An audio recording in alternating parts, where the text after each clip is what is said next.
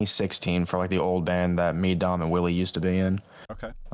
We just had stuff. I'm like, all right, let's just put it out, get our name out there, Yeah, for and sure. then spent the last like year and a half just working on this. At this point, That's tight, it dude. was it was a lot of you know, different ways to go about everything. Like in a way, like this band started out as like a for fun project. Yep. It was just me, Dom, and Vinny doing stuff during COVID, and just added on to the team, kept on bringing in some of the boys, and just worked out well from there. So that's always good to hear. Because, like, what I find is a lot of, like, just from, like, my experience with, like, my friends and, like, local bands growing up is, like, there's always a couple of dudes who are, like, really into it and like, even if they don't necessarily want to, like, make something professional out of it, they're going to be doing Right. it for the rest of their life because they love it. Sure. And Absolutely. And that's definitely what this is. yeah, but like they always like assemble a band or whatever, and then there's like a few people in the band that just don't really give a fuck, and it sucks for the couple of dudes who do. Mm-hmm. Yeah, I Cause can like say that, there's definitely been a few projects that I've been in over the years where, that's kind of come about. It's just, you gotta kind of try to figure things out, push past it, yeah, and just, yeah, there's nothing you can do get your really. team together. That's the big thing. Trying to assemble a good team is definitely the biggest challenge. Mm-hmm. But once you kind of have that whole group of guys, it's just easy at that point. Like I can definitely say again, I've been kind of doing like music now for a little over 10 years.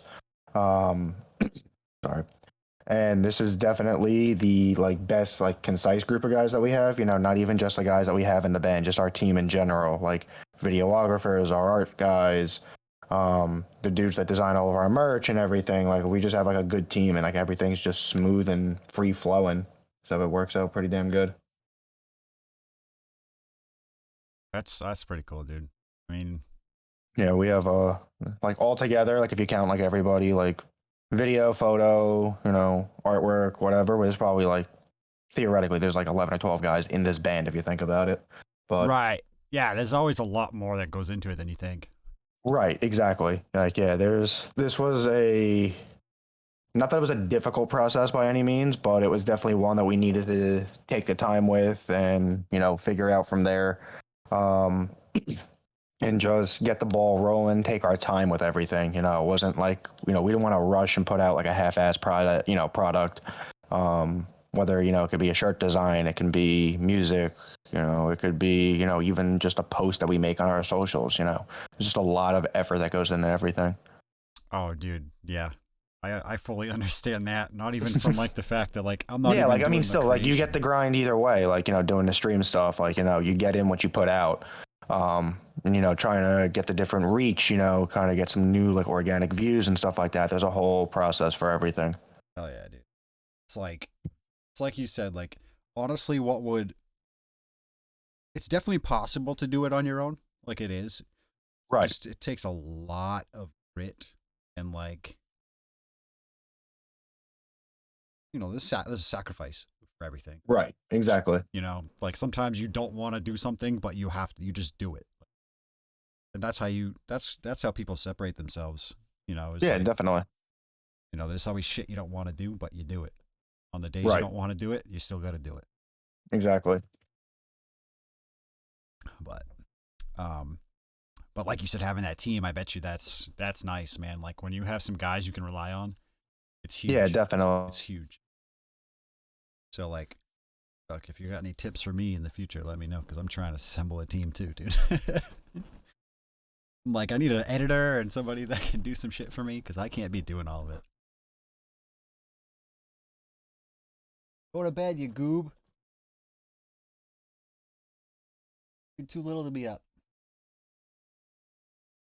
Want to say hi? Yep. You gotta go to bed. Can you hear Say me? hi. Hi to Nick. Hey, what's going on, buddy? Tell him get to bed. What are you doing? Now you're shy? Okay. Right. Yeah, now he's on camera. Okay. I got something I'm supposed to be doing right now.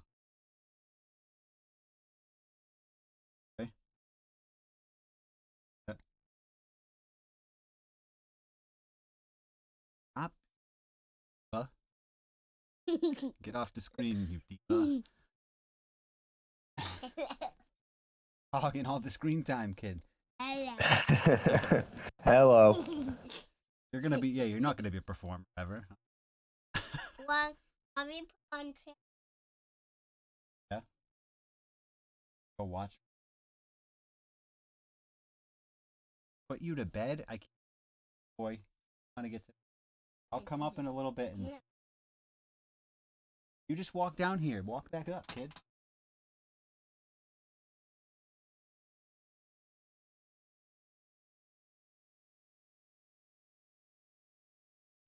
Just started the show. All right, I Yeah, do you think, man? gotta do it fast. Okay. Here's what we'll do. Do a little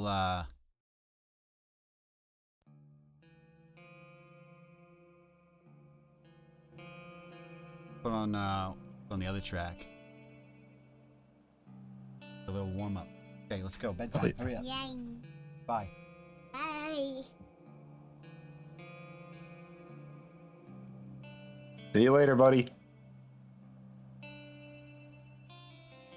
Aviation remnants. This mind of mine was meant to fly, but a cage is all I was given. Hollow bones. I stared at the bottom of clouds for hours, seeking shape in the shapeless. Sporadic minds stand still. I traced each line until an informal design manifested. Shadows faded into vermilion oblivion. Oblivious stillings brought me here as I observed the stints that feather my own with hopes they carry me home. The surreal feeling of floating, laying at the top of the world, waiting for the fall.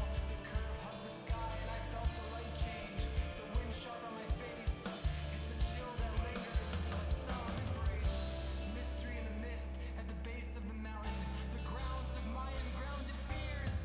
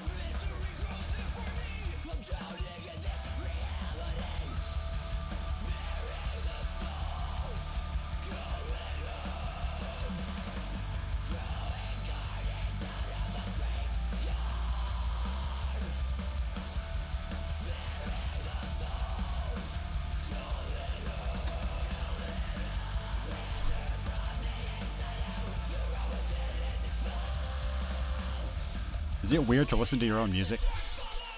Nah, dude. I used to think it was kind of like that in a way, but nah, at this point, I don't think it is. Strictly for, one, just another way to get your plays up, also. So, I've been listening to this stuff that we just put out on Friday for the past, calendar year. I've been listening to these mixes and masters for the past 6 months. Yeah. Actually, not even 6 months. We'll say 3 months, whatever. But yeah, no, like it's cool being able to like sit back in a way and just like listen back to it, because one, again, it just shows like the hard work, everything that kind of like went into it, and it's like, damn, I finally have something that's out and other people can listen to, enjoy, whatever it might be. And at the same point too, like I'll go back and listen to stuff that like we already have out, and this could be, a full year down the line, and it's like, damn, I wish I did something a little bit different on that part, because you just hear things differently, just obviously like your music that you listen to besides your own, you know, it evolves. You know, it changes your styles, whatnot.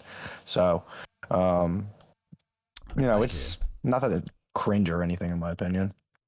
I get what you're saying. Like,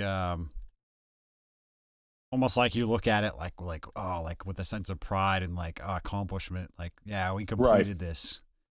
You know, I get that. I think I lost your screen on Discord. Where'd it go? There it is. The live stream one. Yeah, like I have your stream up on one monitor, and then I have. Oh, there it goes. Let's pop back up.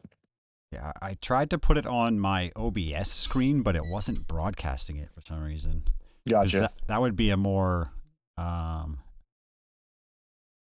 immediate. Right, yeah. I might try and like have the audio for both on for like your actual like stream, and then this, so I can hear you talking and it's not delayed. See how it's white? Yeah. I don't know what that is. It's interesting. You use what, Streamlabs? Just OBS Studio. OBS. Oh, damn, they updated that then. I haven't used that in a hot minute. I don't know why. I haven't updated my stuff in a long time. I don't know why I won't show you the screen. That's what I don't get. Yeah. It's whatever. We'll figure it out. We'll do it live.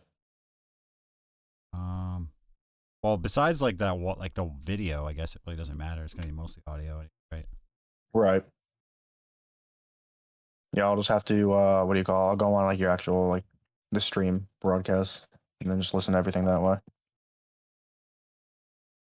And then why is there like a black square over it? Over what? And maybe that's just on my screen. Oh, for what? Like you're, like in Discord? Yeah. Yeah, like the only thing that pops up, like most of the time, is like your chat. There it is. Like right now, everything's up. Okay. Huh. Yeah, whatever. We'll figure it out. Fuck it. Let's jump into this sucker. Just vibe. All right. So, track 1. Track 1, yeah. On the EP, we start that off. That's called "When the Sakura Blooms." That's just a. It was actually, it's like a running joke almost. Well, anyway, so like that title started off just from like an anime that I watched, you know, probably over a year or two ago. And I just loved that title of that episode, and we just kind of took it and, you know, made this a song title. But we made it a running joke for a little bit because my vocalist Vinny would constantly pronounce Sakura incorrect. He would be like Sakura, and I'm like, "What are you from, like fucking Texas or whatever? Like you got the southern accent." I would have said Sakura. Yeah, so he always go. We don't call it Sakura anymore. It's just Sakura, just to literally just bust his balls. But yeah, I'm trying to pull up my notes again. Where do we go? It's the wrong file. Yeah, I mean, you know, that one's pretty.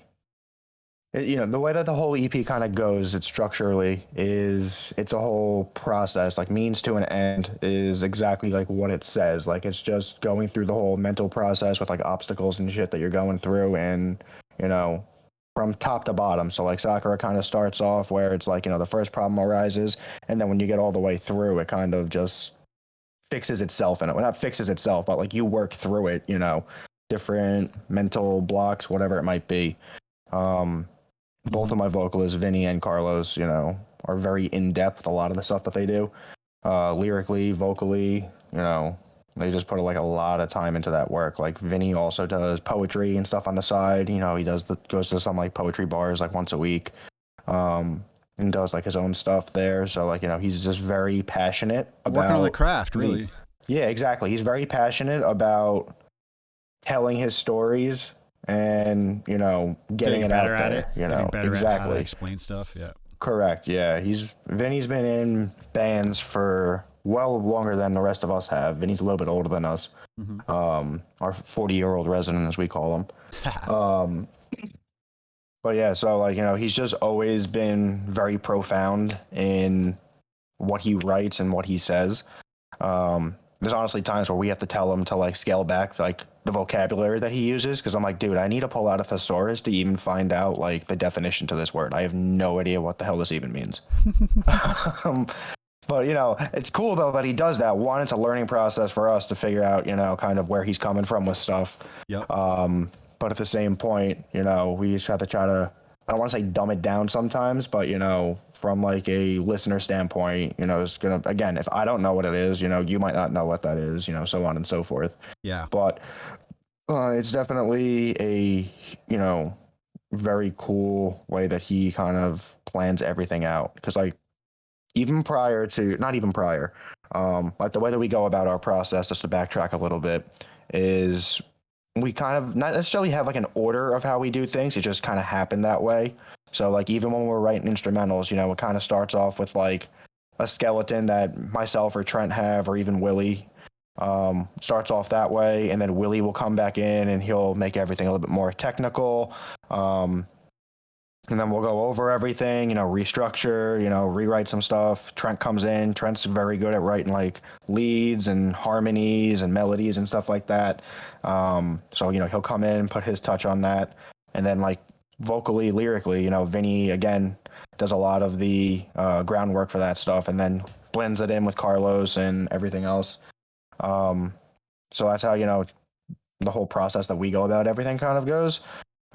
It's just free flowing. It just works out well. Like, we meet up once a week usually, whether that might be practice, it used to just be songwriting sessions every Tuesday. We would all meet up, whatever, after work, and just spend hours working on this material. But, yeah, Sakura, in my opinion, it's a good record starter. It's just, it starts off a little bit slower and then kind of moves forward. But yeah, this one's been what we've been opening up with for the past couple of shows. We kind of have to structure our set list a little differently than what, the EP order is. One, I don't want to play the EP front to back in order, top to bottom. I want to kind of spice it up a little bit. Yeah. But we have different tunings and whatnot. So like we kind of have to do everything like around guitar changes and stuff like that. So yeah, that makes a lot of sense. Yep. Yeah, it didn't make sense. I mean, it makes sense that we're doing it that way. But when it came time to, when we were writing everything, I didn't really put two and two together. Mm-hmm. Me personally, I'm not a huge fan of guitar changes. I just don't love the way it looks sometimes. Especially now with the way that, technology and gear is, like, like for instance, I use a Kemper for all of my stuff. Which is just like a big unit. They make it like a rack mountable unit, but I have like a pedal board one. Where it just has thousands and thousands of different presets and amps and pedals and, so on and so forth. And you can kind of just build everything around like what you want. Okay. But they have like, detune effects on there and stuff like that. So like, I can change things around if I want to. But, going from half the EP's got songs on 6 strings, some of them are on 7 strings. So, that extra string you can't really sometimes do the just like automated change with like a pedal system without having to like transpose in your head on the fly. Right. Yeah. Sakura is a cool one. That one was probably, again, that was something that I started, during COVID 2020. So this one's been around for quite some time. Damn, dude. Yeah. That makes sense. Like, it sounds completely different to the original Skeleton. Like, I don't think there's a single riff in here that is actually from the original. But again, that just comes with... It changed that much? That just comes... Oh, yeah, without a doubt. The one that I had, I'll be completely honest, like, listening back to it, because I still have, like, all the originals. Yep. Much more boring than what this is. Again, that just comes with writing styles, having a good team, bouncing things back and forth with each other. And just being open with when somebody presents an idea. It's been a pretty cool process to go about. But yeah, Sakura is a cool one. That's one of the sleepers on the EP in terms of like how we look at it. We all obviously have our favorites and stuff like that. Yep. But yeah, that one's tight. Well, let's fucking check it out, dude. Lay it out. Just need to unmute your actual stream.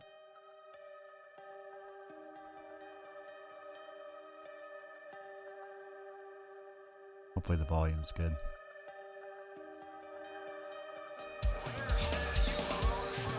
Yeah, you're good.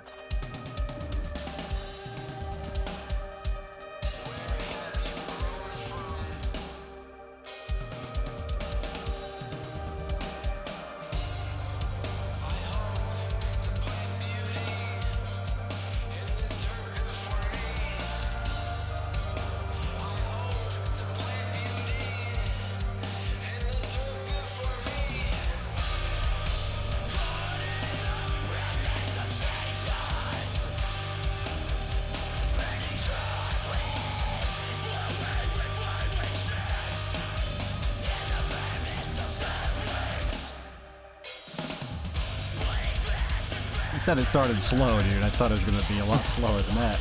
Nah.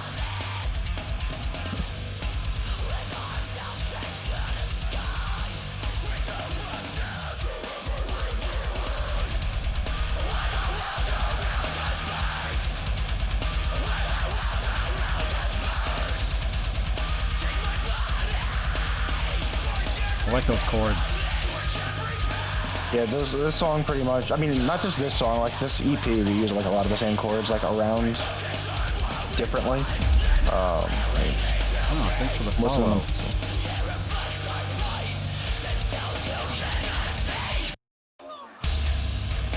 Oh, yeah.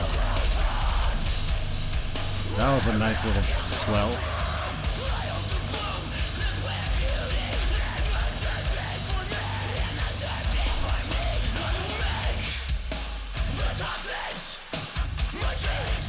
I love that negative space. To let the drummer shine. Right, exactly.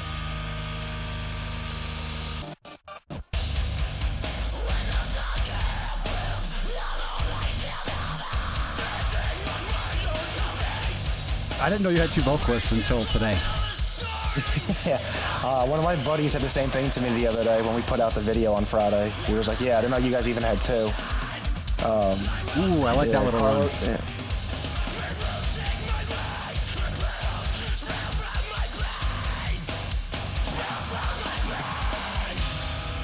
Do your vocalists kind of stick to their own tone? Yes and no. So, you know, they both have good, different, wide variety of ranges. But at the same point, you know, they can kind of stick to one almost just to, Okay. you know, complement one another.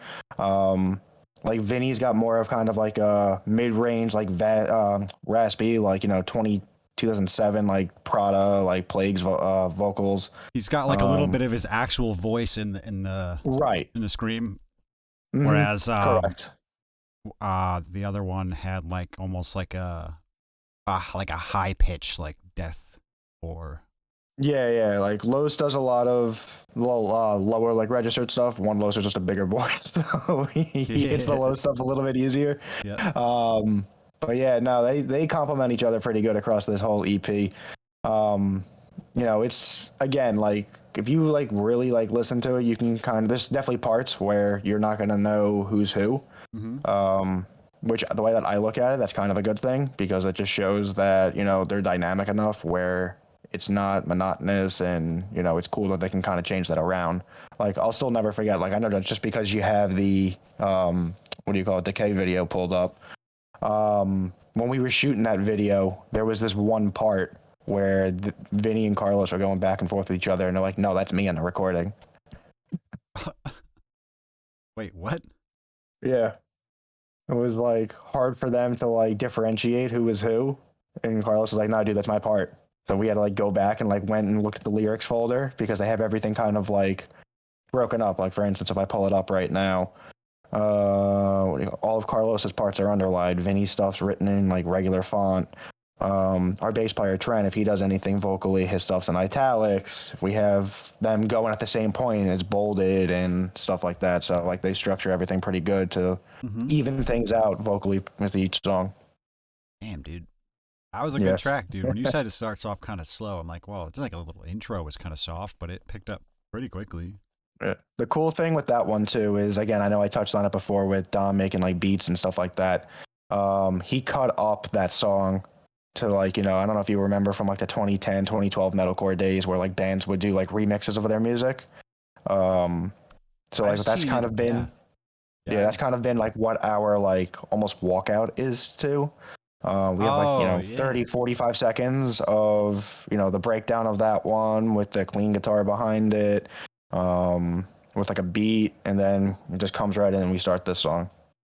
Okay. We're talking about doing something different, you know, going forward. We now have a little bit of time between shows. So, you know, we definitely have time to, if we want to write an intro, we can write an intro and stuff like that. Yeah, like especially like, you know, sometimes like an epic album will have like some instrumental theme. Right. something it might even be on the album, and they just use it as like bumper music. You know what I mean? Right, exactly. Yeah, like even in between our songs and stuff like that, we just use like beats that Dom made and stuff like that. So, That's sick. yeah, we just try to make it like the way that I look at it is obviously when you're playing a set, it's a show. It's an entertainment thing. So anything that you have in between songs where there's silence, it's boring at that point. I didn't want to have that. So that's why I brought it up and I was like, all right, let's just put beats that Dom has over there, just let it rock, let everything go, let it be a good performance. Yeah, dude, that's tight, dude. I like that track, dude. For whatever reason, you guys seem to like do all the stuff that I like about music. Like, I mean, it shows that we're doing something right. I mean, if I had to, like, we obviously, like I said, all have like our rankings of songs on the, like which ones are our favorite, least favorite, whatever. Like for me, Sakura is good. Sakura is probably like a 4 or 5 for me, probably 5 to be honest with you, out of what we have on this EP.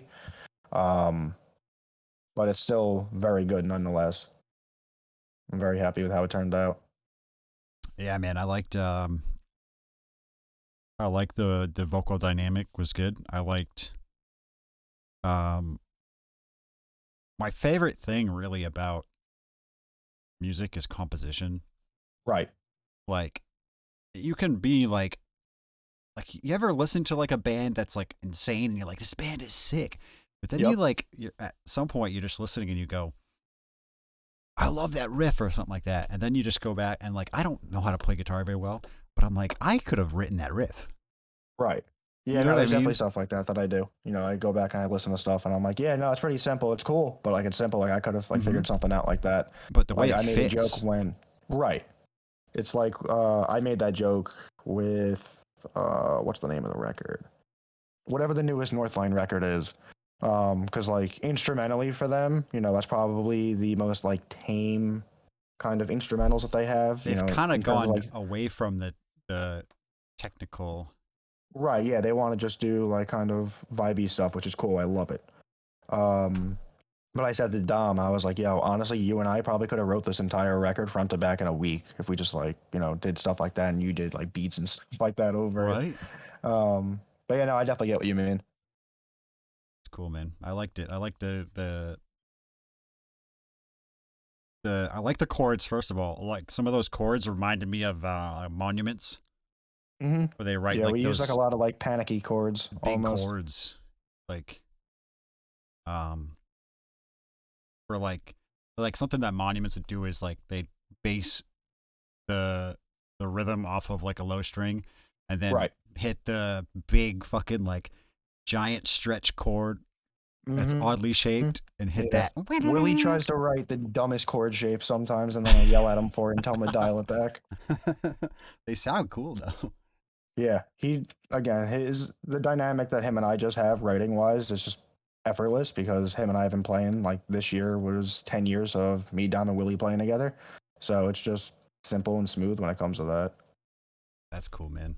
Yeah, man, that was a good track. That's a good starter. You told me it was gonna be slow. I was like, wait, I mean, it's gonna compared be. to how this one starts, the next one's an ass beater. Oh So, fuck. yeah, this one's called Yami.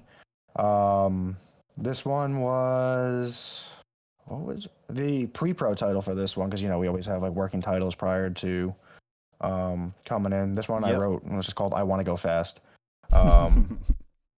Just whatever. But this one's a cool dynamic. It's a lot faster paced. This one kind of compared to everything else, I don't want to say it's like an outlier, but it's definitely different than the rest of the stuff on the EP. The way that we kind of do everything is we want to kind of have everything when you're doing a record, where it's not something that like sticks out like a sore thumb and you're like, all right, this is just something they had lying around. They put it on there.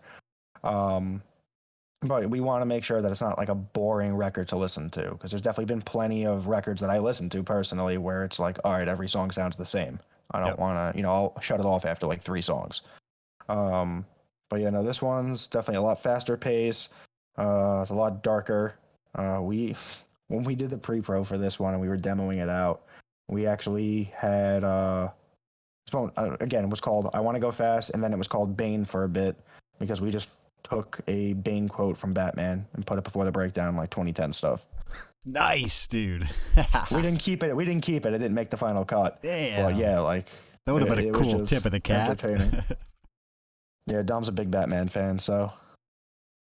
All right. So, Yami, I want to go fast. Yes, sir. I said that right? Correct. Okay. Let's fucking do it.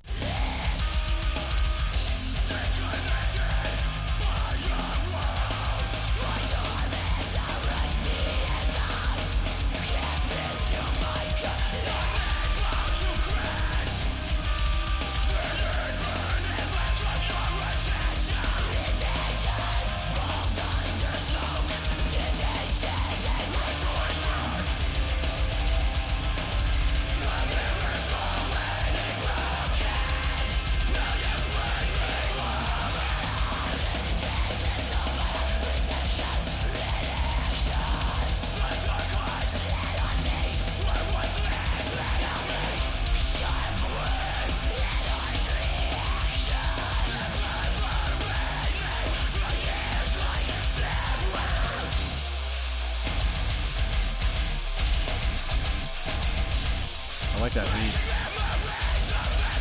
Yeah, it's like very like Texas in July-esque.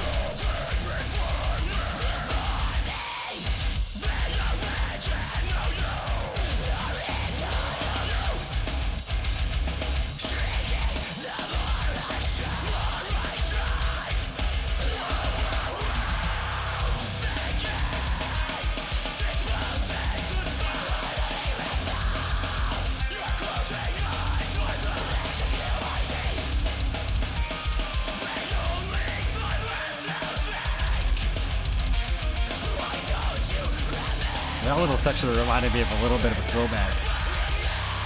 Yeah, this one's definitely the throwback one. This one's the old school metalcore song.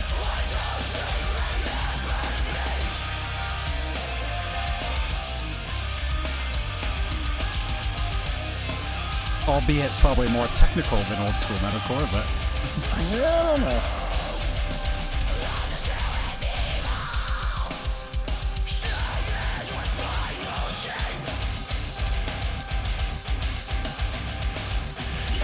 is this a 6-string song? This one's a 6-string song, yeah.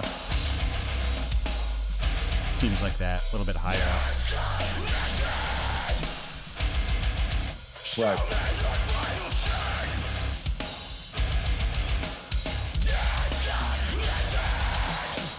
I like how sharp that snare sounds. Yeah, Dom's snare tone's just fat. It pops right through, dude.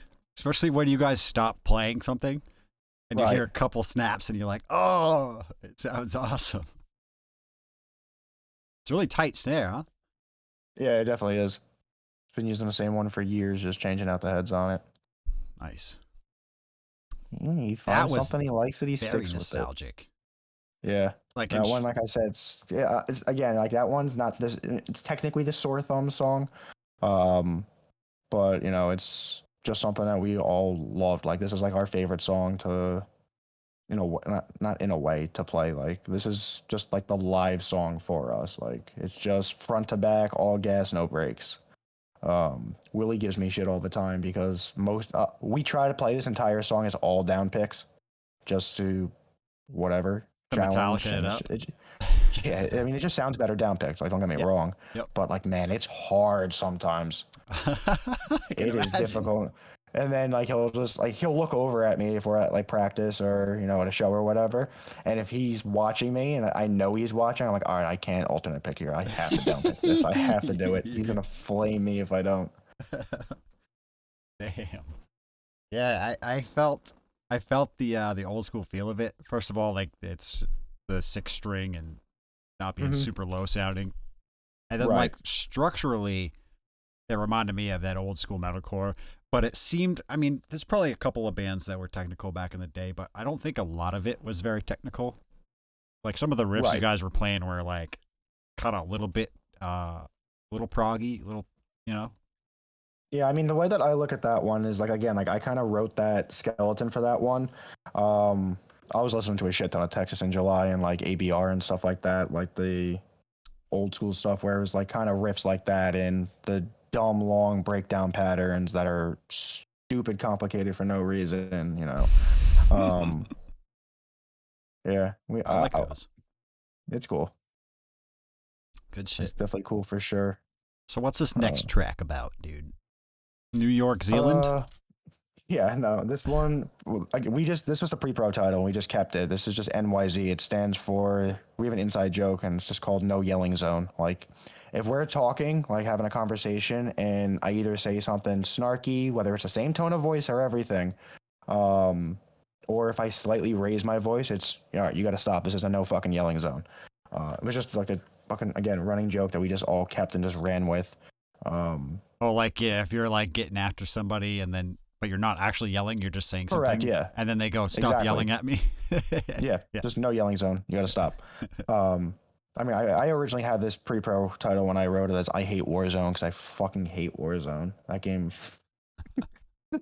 That's exactly where that one came from. But I actually don't like this it one's either. cool. This one's definitely the proggiest song that we have. Like, this one's out there. Like, different time signatures around there. This one is, I don't want to say it's the most complicated song that we have because, I mean, at this point now, it's just, you know, we're all used to it. We're all playing it tight. It's not necessarily complicated anymore. But this one's definitely one of the more fun ones to play. I just love how it goes front to back, the tonality of it, the differentiation, and the drop in the middle is just stupid. We also have, this song also goes down a half step in the middle of the song and then comes back up. What? Why I decided to do that, I don't know, but I did. How do you do that? What, like the tuning change mid song? Yeah. I mean, again, I have the Kemper, so I can do it. Willie has a pedal where he can do it. Willie's old school. He likes using tube heads and pedals and everything. So he's got a pedal where you can just like change the tuning by tapping it. I didn't know So- that existed. Yeah. Digitech makes a really good one. Yeah, all we have to do is literally you just tap the pedal, tap the switch, whatever, you know, for either one of us, and then it goes to the different tuning. You just have to have it like set up to do that specific tuning. Okay. Damn, Yeah, like dude. even there's plenty of bands. Like for instance, if you went to go see like Spirit Box, just because I know that you're there, Spirit Box plays, and I think 2 or 3 different tunings. And then you know if you watch Mike play anything on a playthrough on his TikTok, whatever, you know he's doing the changes right then and there. You know, just from tapping on his. He uses what's called an Axcelson. I've heard of Axfix, yep. Yeah. He uses one of them, so he just does have everything set up on his board and then taps it and then different tuning. Damn, dude. I had no idea that was a thing. My man's got the on pouches. Sending it, dude. Ooh, my wife's on Zin. I'm on. I was on the ons when they were discounted, but I went back to Zin when Zin went back on sale. The reason I go with ons is because it's the only one with the 2 milligram. I don't Right. like the big stuff. I'll do double I pouches. ball out. I have 2 6s in right now. Oh, dude. Dude, I'm glad I can't do that, and I don't want to ever be able to. You know what I mean? Right. I went full demon time last night. I was at a wedding and I was smacked, and I'm pretty sure I did like 4 or 5 at once, and I was zooted. It was a good time, but You ever get the this spins one- or like you ever do Oh, too all the many time. and get the sweats? all the time. Oh my god, dude. I thought I was All the dying one time. night. All right, so this one is, you said, the most proggy. Yeah, correct. I'm into it. Yeah, this one's tight. Let's go.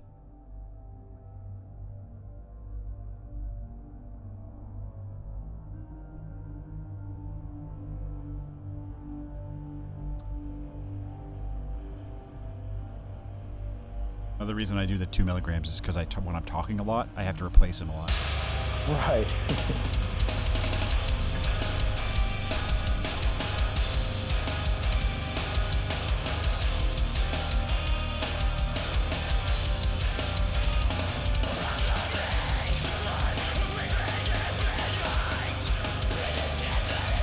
That vocal sounds really familiar to me.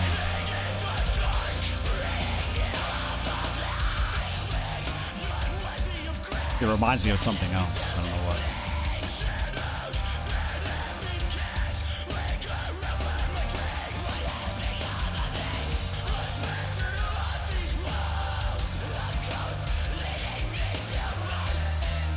did that clean in the back? That's my bass player Trent.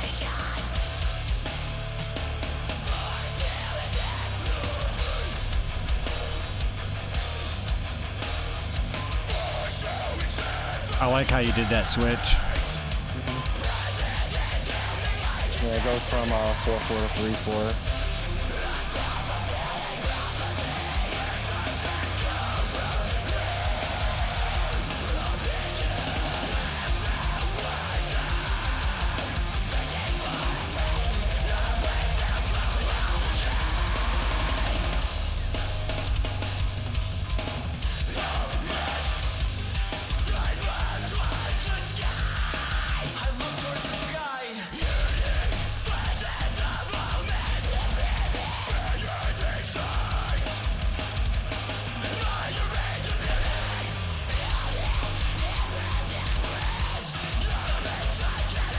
That got yucky.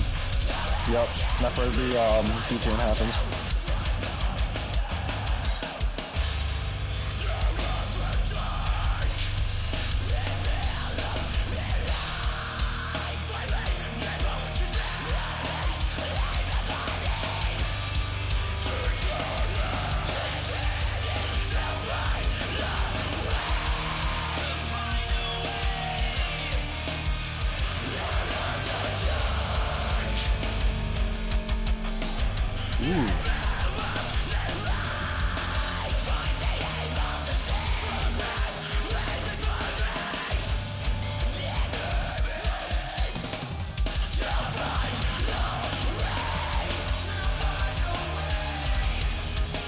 The drummer did some left to rights there. Yeah, he does a lot of dumb shit.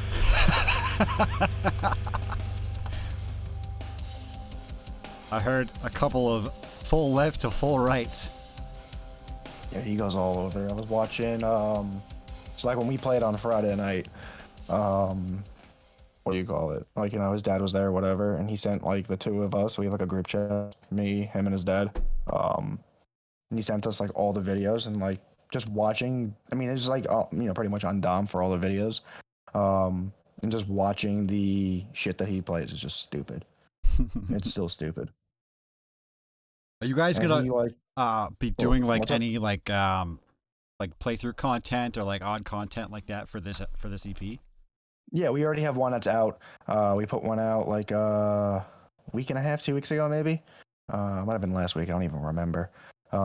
We just have so much content coming out, you know, leading up to the EP, post EP, stuff like that. I know I mentioned before we have that folder and stuff like that, so we have like a schedule of everything for content and I'd be everything. interested to see some. any We're of gonna be doing some more playthroughs. I know we talked about doing one for NYZ. I know we talked about doing one for Yami. We might just do the whole EP too. Who the hell knows? Are you gonna do individual instrument playthroughs? Yeah. Like I said, we already have one up. Dom's gonna be doing the whole EP drum wise, drum playthroughs. He did that for his other bands. Dom does covers too. You know, TikTok, YouTube, stuff like that. Oh, sick. Yeah, he does a lot of cool shit. Should be his stuff after. Yeah, definitely. That's the boy. But yeah, like we have one of the playthroughs. We did Comfort in Drowning. It's the fifth song on the EP. We put that out, and it's just me, Willie, and Trent doing like the string like playthroughs or playthrough for that one. Nice, dude. Yeah, that song was cool, dude. I like to switch up, but the down tuning thing. When you do that, right? So like, Mhm. I noticed it. But I guess in my head, I could have been like, oh, they played most of the song off of the 6th string and then they just went up to the 7th string. You know what I mean? Right. I mean, there's definitely bands that do that.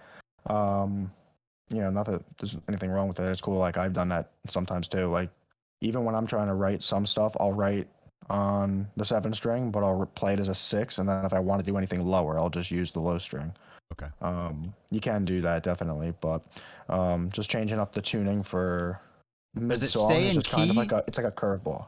Yeah, everything is still written in the same key. Okay. But it Not- just sounds not being a tonality good different because different guitarist. tuning. Yeah, not being like I have like a kind of an understanding of stuff, but I like obviously like towards the end of me playing guitar and being interested in it, or Mhm. like me like trying to get back into it in like the more modern era where everything is down tuned and Yeah. stuff. I like tried to like tune my guitars and I couldn't figure out how to fucking tune my guitars like lower. I Right. was Yeah. like, I mean, you could still tune your guitar to whatever, but it's just a matter of how's it going to sound depending on, String what type. strings you have on. Yeah. Yeah. Like it's like, for instance, like, the 6 string that I have that I use for like live stuff. I originally bought that as we weren't going to use 7 strings. We were just going to do 6 strings and like the same tuning that we're playing the 7 string in. Mm-hmm. Um, What tuning and are then you I in was- most of the time? So the 7 string songs are in drop G, and then the 6 string songs are in drop C. So like they're basically the same tuning. Drop C's like that classic. Yeah, like your classic like Metalcore. metalcore, like C and A sharp are like the 2 big like old school like metalcore like tunings and whatnot. Now everything's just stupid. My Everything's buddies in, had like, this- double drop D and Oh yeah, stuff like that. my buddies had this saying because they're kind of like they play like the classic metalcore, Right. sound, and one of my buddies said that C sharp is the heaviest chord known to man, and I'm like, I've seen some pretty heavy chords, dude. I mean, there's definitely some. You can the way that I look at everything too is tunings are cool. They're nice to mess around with. You get a different tonality, but you can make any tuning sound heavy. Like if you wanted to keep your guitar in standard, you can make it sound heavy. It's just a matter of how you mix your tone, how you write everything, structure it, stuff like that. Shelf and like shelving in the production, like everything's got its own Right. area, and then like you said, like how punchy do you play? Is it Right. tight? Is everybody starting and stopping at the same exact time where everything cuts and it's like, yeah, that gets heavy, dude. Yeah, exactly. Like for instance, I'm pretty sure you listen to the new Stray from the Path record, right? I've only listened to the one single they put out, the music video. Okay. First of all, I love that record. That is my favorite Stray record they've put out in probably the past like 5 years. I'm not big. I don't know a lot about them, to be honest with you. I knew of the name. I saw but- Stray. The first time I saw Stray was 2012. They were on All Stars tour. Hold on, I gotta look up what that lineup was. Did for you know that that. Craig Reynolds was on fucking late night TV? Yeah. Yep. That's so funny.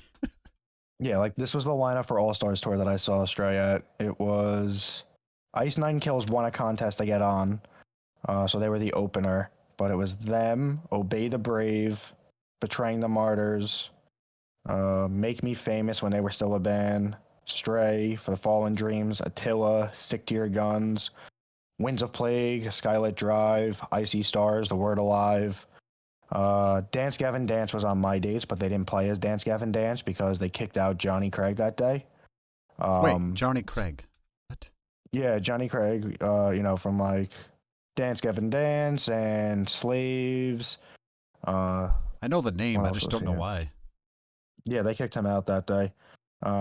He has a lot of problems. Okay, fair enough. Suicide Silence was the headliner. Oh, that's OG. and that was when Mitch was still alive. Like he passed away like 2 months after that tour. Ooh. So it was like looking back on it now, it's like cool. I got to see him. I got to see them like full lineup. Yep. With the OG because he was just such an insane vocalist.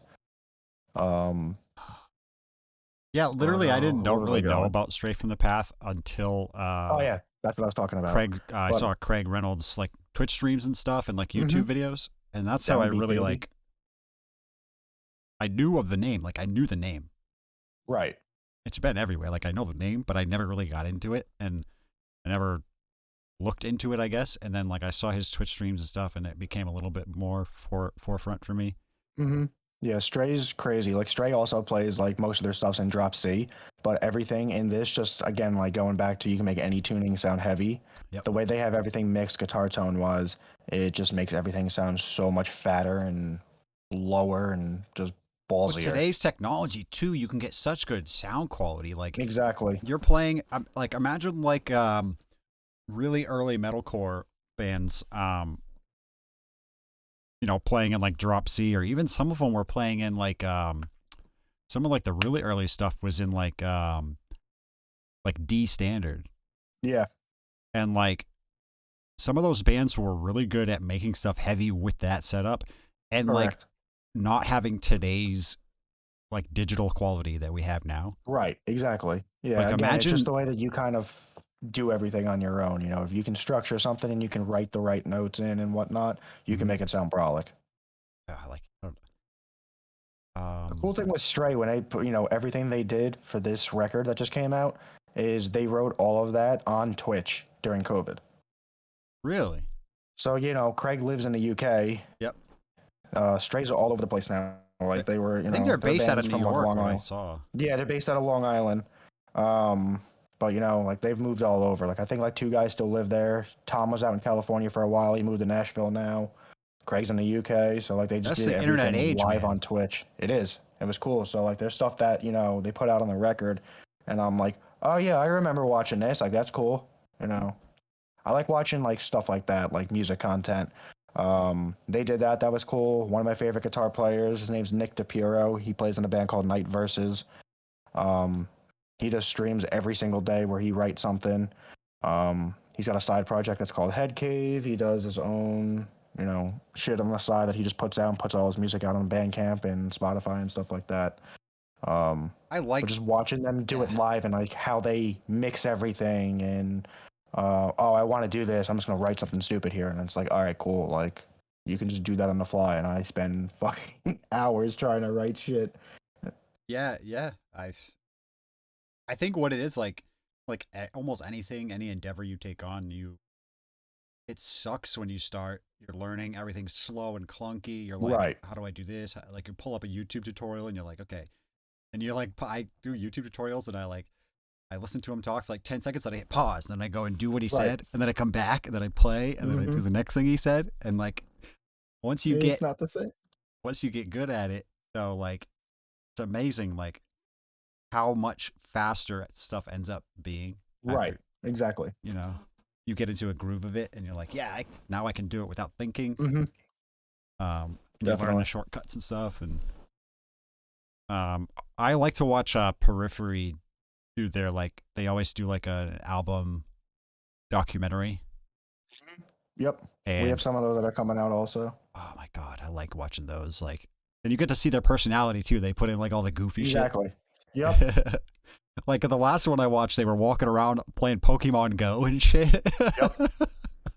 Yeah, no, it's cool because then you get to like kind of like in a way it's more personal. Mhm. Like you just kind of connect with the band a little bit more, and like you kind of like find out like different things about them in a way that they might not like, you know, Different streamline or personalities broadcast. from all the different guys. Exactly.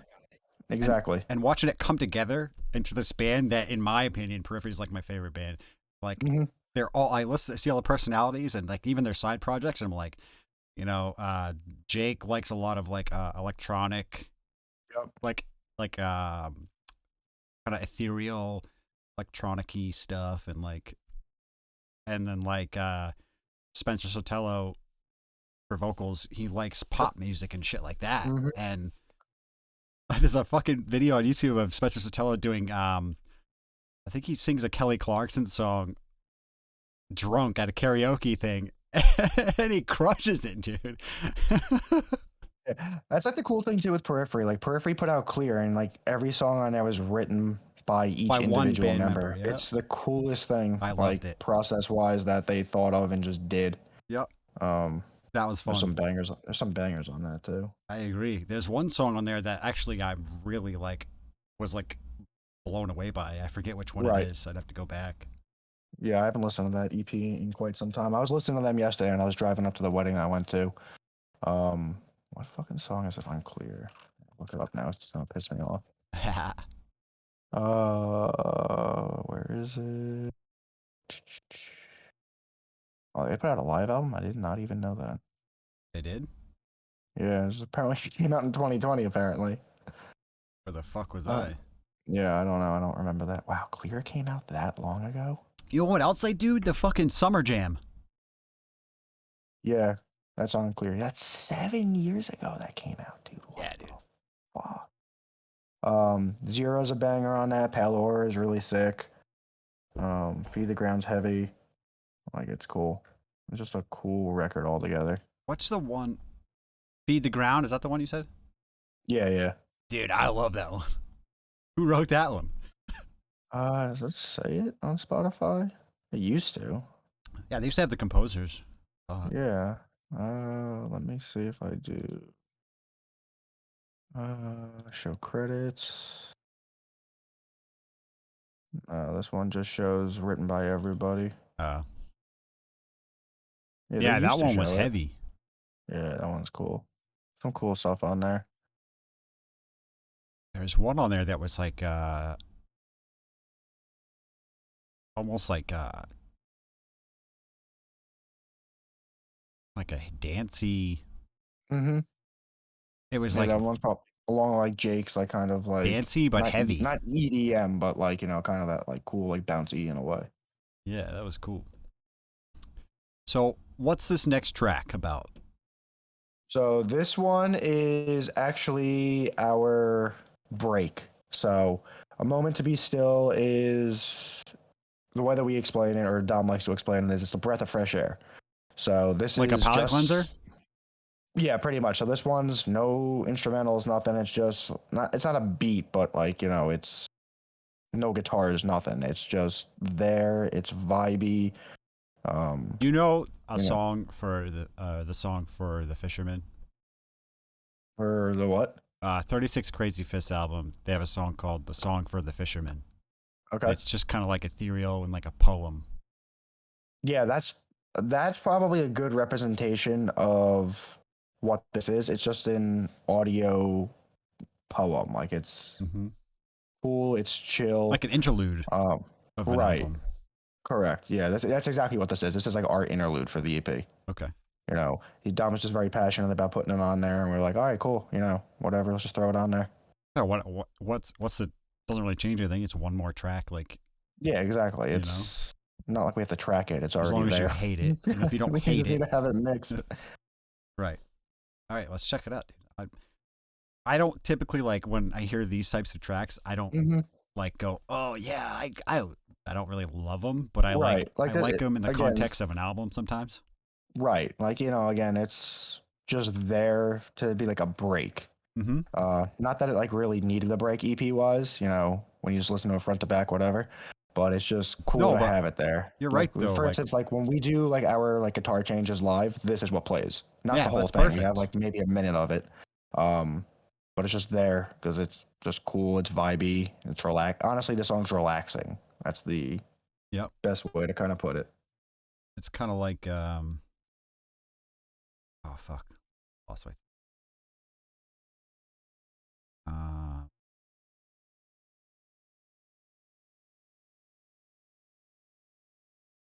Yeah, like sometimes when you, in the context of an album, because a lot of times I think bands do put a lot of thought into how they arrange the songs on an album. Right.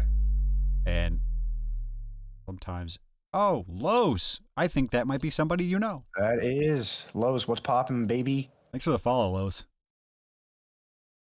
What's Los's role in the band again? Because like I heard you say a bunch of stuff. I'm not gonna frickin' remember it. It's a no Los is yelling our zone, Los. Exactly. He's one of our vocalists. Okay, which vocalist? He's the guy that does like a lot of the lower stuff. He does the lowers, but Los can hit some disgusting freaking highs too. Okay, so needs to stop being a bitch. which vocalist is the one that uses a mix of head voice and fry? I'll let you answer that, Carlos, because genuinely I don't know vocal terms. This is one of the vocals is like has like partial normal voice. Okay. Yeah, okay, he said Vinny. There you go. Okay. I'm gonna I'll try to eventually do I'm that. gonna know all your names and what you do. Just gonna Yeah, take some yeah, time. definitely. We'll go over everything. This is new to me. I've only heard the one song. So- Right. Well, now I've heard 4. But. Right. All right, let's get the vibes. Let's get through The the vibes.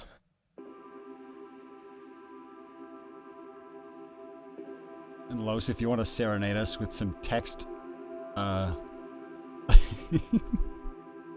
you back home now, Los? Los was at New York Comic Con. oh, nerd shit. Yeah, like we played on Friday, and he went straight to New York to go. Dedication, dude. Yes, sir.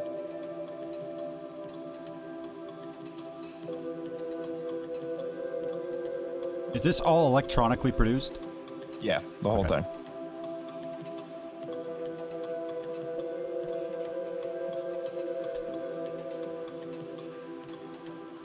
I think it'd be Yeah, a that cool. was just something that like Dom just kind of like put together. So Dom and Vinny have their own like electronic project. It's called Heavy Headed, and this was something they were going to use for that. And then he was like, let's just put it on our stuff. And I'm like, all right, cool.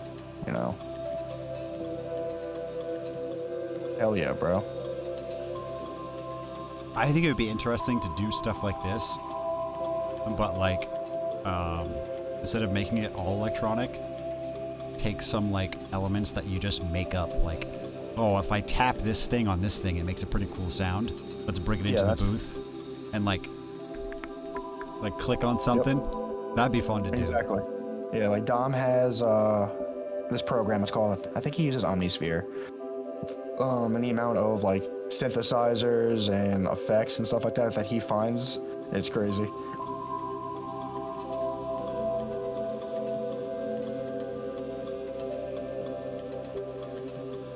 This is like a perfect guitar swap. There. Grab a drink of water, let your vocalist breathe for a second. Exactly. This is where they actually speak. So, wait. Comfort and Drowning. Okay. Thought I was lost for a second. Nah. So we put out a video for that one a month ago. We put that one out on September 9th. There's a video for this one. Yeah, this was the one that like I mentioned to you like last time that I came on here that we had a video coming out in a couple of weeks. That was the first single that we put out for the EP. So that one had a video, darker overtones. This one's back and forth. Like this one's very darker instrumental, but then towards the end also comes up with that brightness and clarity, and Vinny likes to say beauty. Is this filmed in Instagram format? Which one? Comfort and Drowning? I mean, we have different like cuts of it where it's like made for what do you call it? Like like reels and stuff like that on Instagram. Oh yeah. We have like different cuts, but yeah, this one is all of us love this one. This is the one that we shot the playthrough for a couple weeks ago. But this one front to back is just cool. This one's dynamic. It's just been there for. Again, this is another older one that we had written that just came all together when we just assembled the team. But no, this one's probably, I mean, in terms of live playing, this one's definitely like a top 3 one that I love to play live just because of how cool it is. Like, which one gets the crowd going the most? Tough to say, to be honest. Again, we're still a very new band. Like the show that we played on Friday night was our 4th show. And we played, like a 600 cap venue, opening up for a huge tour package. Like, right. It's always harder to, I think it's harder to do that sometimes because of everybody's waiting for the top bands. Yeah, they're correct. Yeah, I mean, the cool thing is that was the first night of the tour also. So the way that we look at it was like, all right, we got to set this off right, have the energy, get ready to go for it. It was cool, but like, there was definitely some people that were moving around and, having a good time. But again, we also, 1, this song came out a month ago. 2, everything else came out that day. Yep. So, yeah, room was packed when we played. Okay. Yeah. That's always good. They pushed everything back a little. They pushed our set back a little bit, just to get more heads in and let us sound check and stuff like that. That's nice. But no, it was definitely cool. I've never had that happen. It's just like the biggest show that I played in like 5 years. So I feel like in the past, I don't know this to be true for sure. It's probably different venue to venue or like event organizer to event organizer. But like, I feel like in the past, sometimes the smaller bands would get the shaft on like sound quality and check. Without a doubt. And what I never understood was like, and you hear comedians talk about this too nowadays, where like comedians used to go up and they'd like purposely have like crappy comedians open for them so they can look good when they go in and crush. Correct. And I think a lot of bands used to be okay with that. And I think that was like a mistake because if 3/4 of the show sucks, just so you can look like the hero at the end. Did they really have a good experience? Correct. No, I definitely agree with that mindset. Now, like when, for instance, when like tour packages come through to venues, and they're like, okay, we can add a little, like the booking agent will say to the venue, like, all right, we can add an opener for this. They're looking for somebody that can draw, is, good, not just some Joe Schmo kind of whatever. Professional, really. Exactly. Like you need to have it, like the professionality there. And we are trying to carry ourselves that way. We're not trying to present ourselves as a local band. We're putting the effort into it. We're putting the budget into it. We're doing daily posts, promotions, stuff like that. And it's like in our area where we, specifically live, play, there's a lot of great venues over here, and it's a competition with some of the other bands. Of course, so but like to competition try can to- also be friendly. Like you push each other, and you should still be able to support It each other. can be yes and no. I mean, there's some bands in my area that, like me personally, I have an opinion about whether that might be good or bad. So I use that as just like a friendly, like motivator, competition thing. Like I also 100%. have, Yeah, it's still good, I have yeah. that sports background. I have that sales background where, like, if I yeah. see somebody, like for instance, close this, contract of X amount of dollars, or they got this many deals done today, it's like, all right, what do I have to do to pass them for today and stuff like that. Right. So like the way that I look at everything, like around my area, if it sounds like shitty on my end, whatever, but I want to take over. Like, I don't want to. I mean, we can play nice, but like, I want to get everything, like show wise. I want all the big rooms. I want to get our name out there. Yeah, but I don't and think show that has anything to do with them you wanting bad for them. You just want good for you. Right. But not necessarily saying I want bad for them, but like I want to take over the market. Like, we're back. We're here For now. sure. Like I want to be the band in the area that like everybody knows about, whether we're doing a tour, if and when that comes about, or what the deal is. Just gotta, Yeah, I think again, there's a lot of market, people market think yourself that way. I think a lot of people think that like to be the best, sometimes people focus on like, we can make the other people look bad. It's like, no, just make yourself the best. No.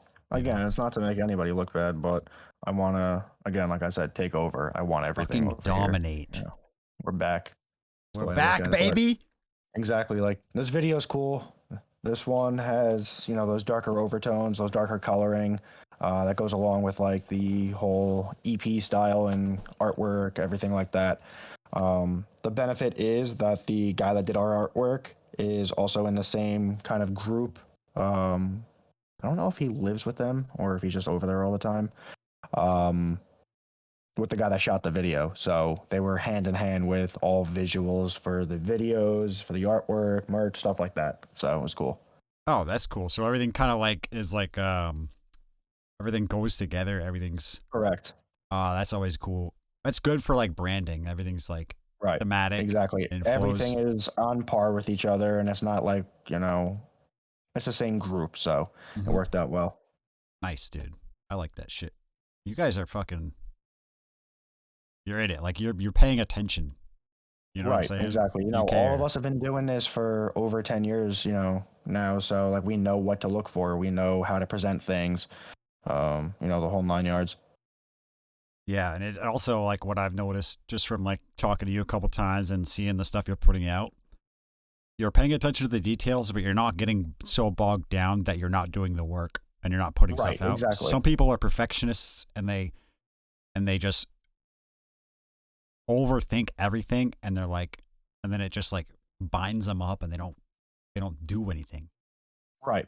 No, I definitely feel that, but I would definitely say we are, perfectionists. We want everything to look good. We want everything to sound good, have that presentation there. But the amount of stuff that we just like have in our repertoire right now, in terms of visuals, content, posts, stuff like that, we're still having enough right now where we have stuff to do daily and promote and, stuff like that. Yeah, it's like there's a time some stuff needs to be perfected and some stuff just needs to be presented, Right. Exactly. Like I sometimes listen to like businessmen and marketing people talk, like podcasts and stuff like that, and a lot of times they're like, listen, like perfection is great and all, but you know what else works good? Just letting people see what you're doing.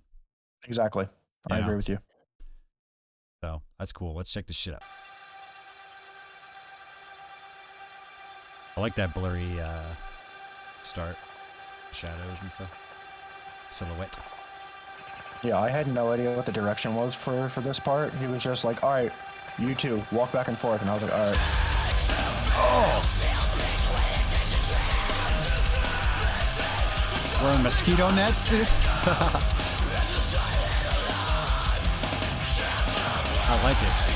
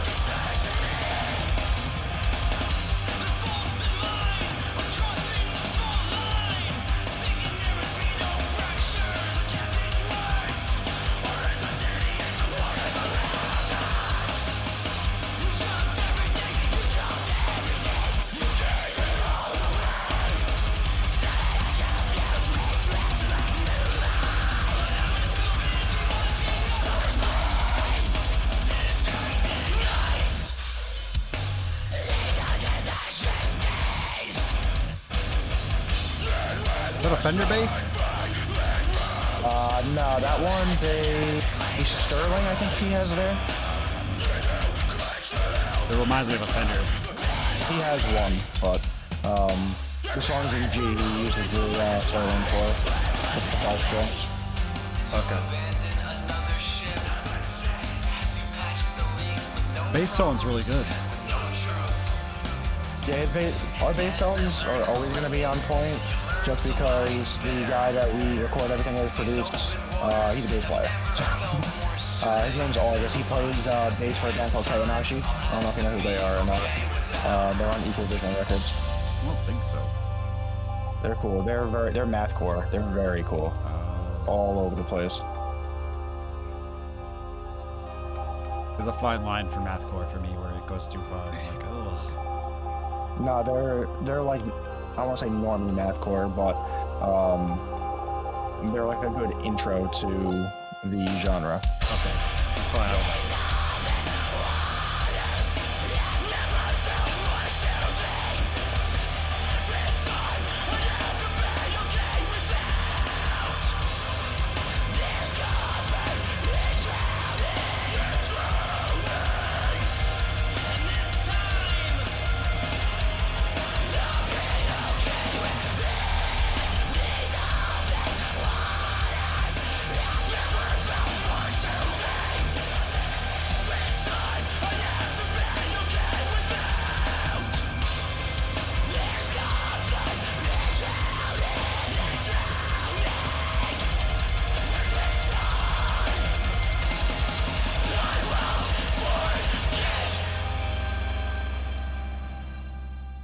Shit.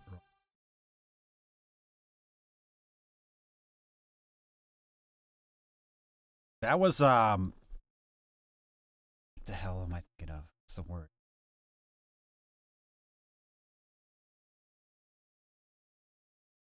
There's some songs like on an album that so like some bands will write an album and the whole album it feels like that.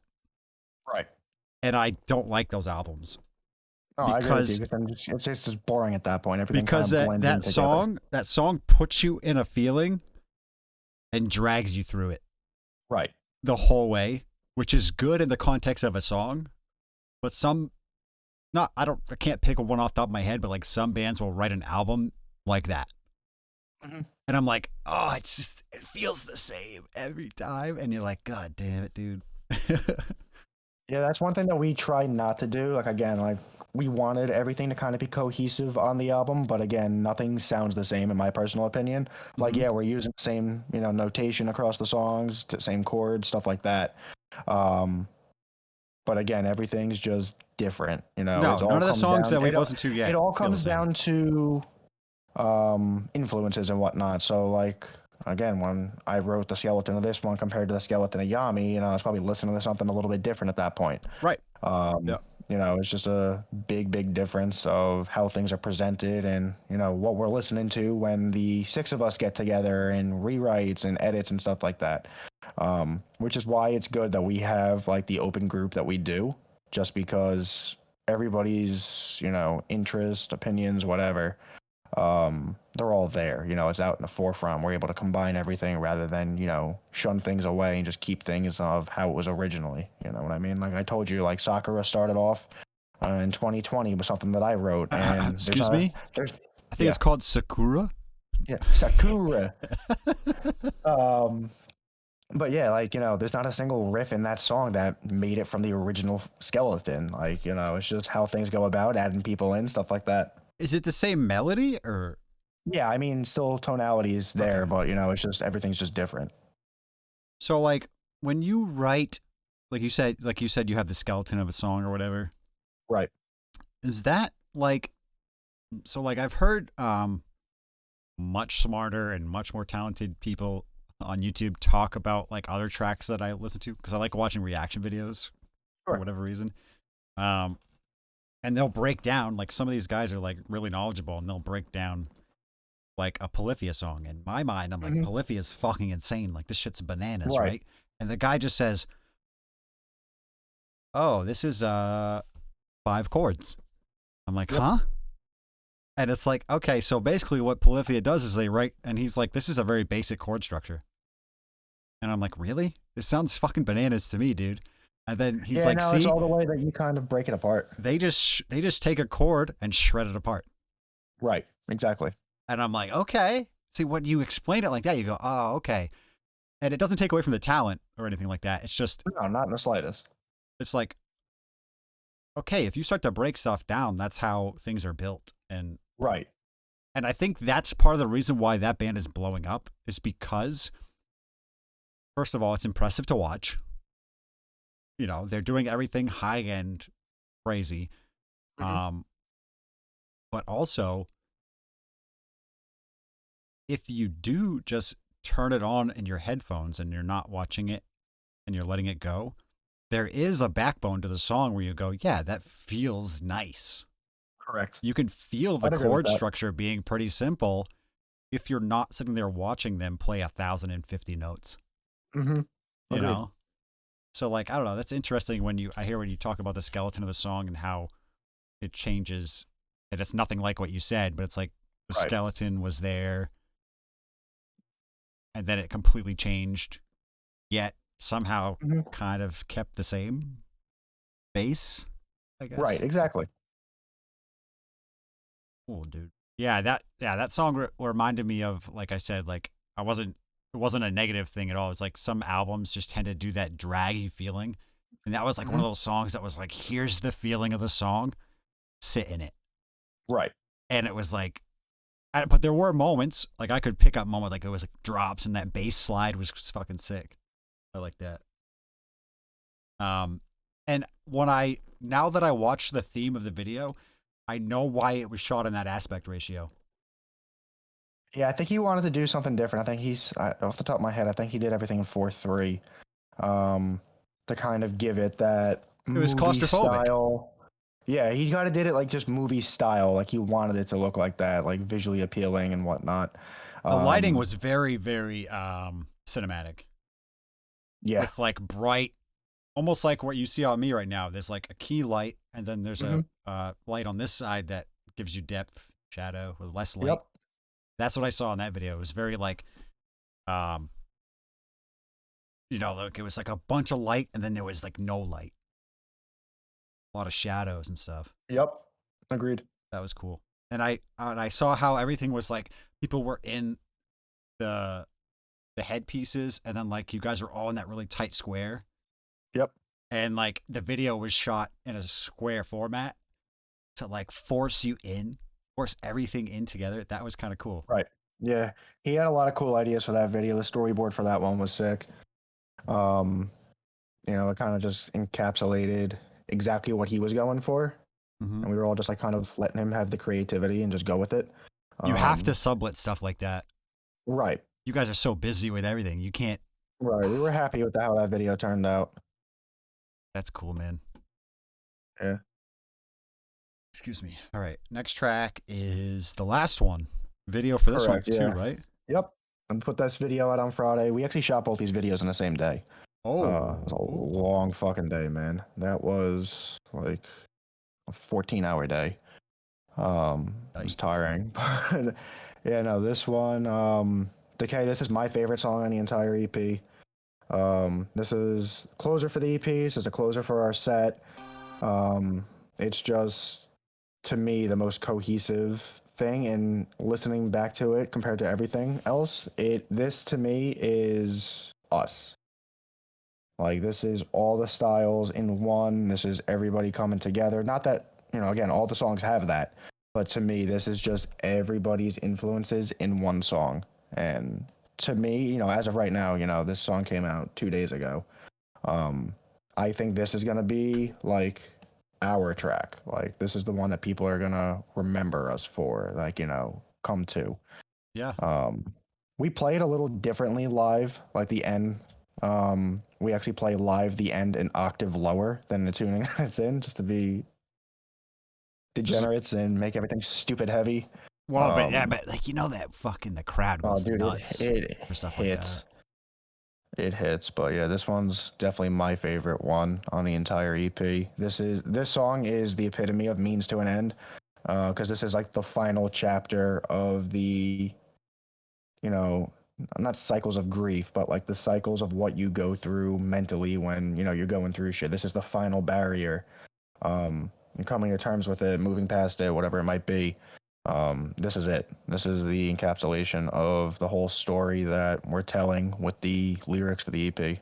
Okay. Deep shit, dude. Yeah. Ugh, so many windows, dude. Figure it Yeah, yeah. out. Everything blends in. Let's go. I like the embers. It looked cool. So the fun fact with this video is none of us knew what he was doing with it. Yeah, you told me some stuff. Yeah.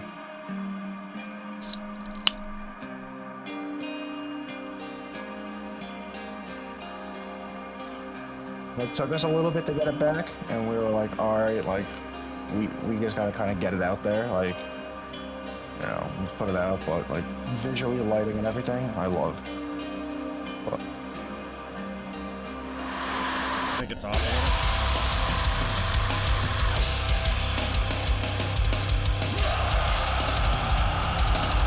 I like that shot.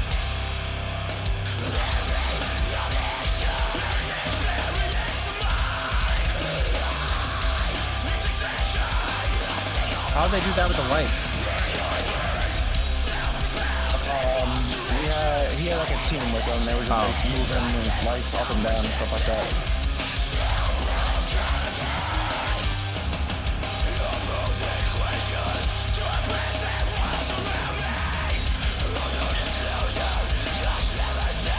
Hey, I know that guy.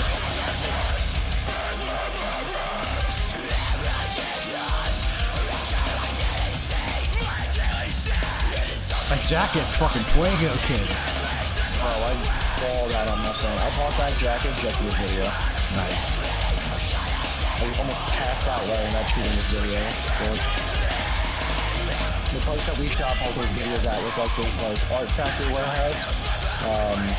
That's from like the 1800s, no air conditioning, and this was, we shot these in July. So I almost passed out.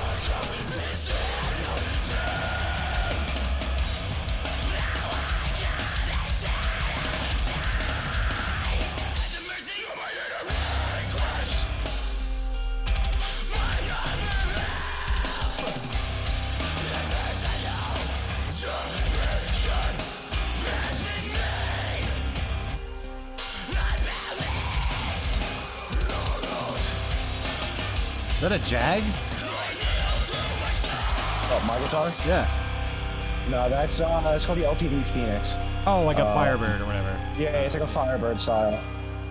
They just came out with a 7-string version in matte black, the whole thing. So instead of it being the all white, like how I have it, so I might cop it. I don't know. It's just a matter of do I want to spend the money? Because I don't need it, but I want it.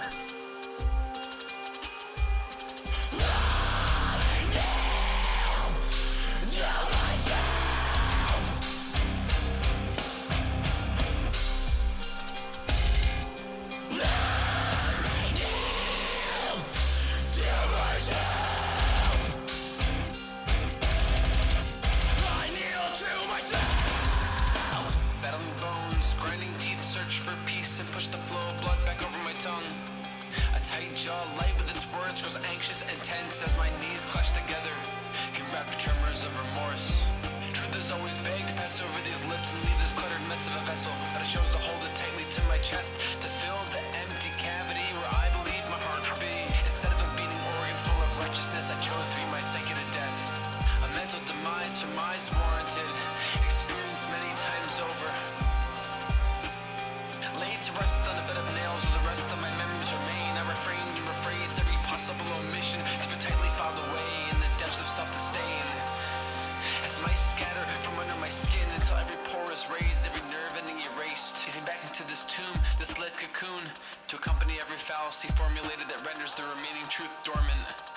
I always knew releasing it to the world would destroy everything, but in reality, I only wanted it to destroy me. Damn, dude. Yeah, that one is the Feelsy song on the entire EP. It's also the Like, even- heaviest. I mean, the way that we just have it written, it's got a little bit heavier parts. I mean, in terms of tuning wise, like it's not, the other 7-string songs are in lower tunings, but No, I mean like Um, the chunk, the breaks between like Mhm. the chugging, I guess is the right. Like even when we wrote the demo of this one, I was like, all right, this is it. This is my favorite one. And before we had anything like lyrically written for it, I asked Vinny, I was like, yo, do you care if I do something for this, like lyrically? And he was like, yeah, go for it. But, I have these. I think I was going to use these. And I went through and I read the lyrics. And I was like, honestly, like, this is exactly the same, like, tonality of what I would have wrote. This is the same exact, kind of feels moment for the entire thing front to back. That's why I was like, all right, this song is the perfect encapsulation of the whole EP. Everything comes into one, and this was, again, like I said, the final stage of whatever you're going through, and it just worked out so well. And this one, to me, like, all of us, I can probably say, is like the most emotional one out of everything, Mhm. which is why I think this song encapsulates what we are as a band the best. Um, will future things sound like this? I have no idea. We've kind of started writing stuff already, but not really. But yeah, this one to me is it. Like, this is no questions asked, like the crown winner for me. Yeah, I liked it. I think like structurally it was, especially on like a first listen, it's like the most not as far as like the lyrics and like that stuff, but like it was the most exciting Right. as Because far this as like one is it's it's a a banger. build up the whole song because you Yeah. have like that 30 to 40 seconds in the beginning where it's just a clean guitar and everything, and then it just comes right in and it's ready to go. A lot That's of why chugs.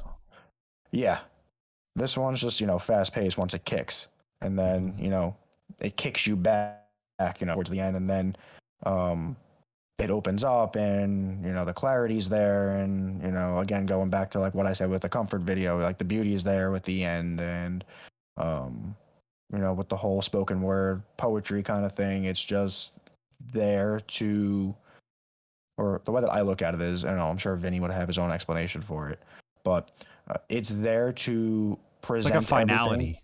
Right, exactly. Which is why I think the guy that we shot the videos with kind of made this like kind of like movie kind of style in a way.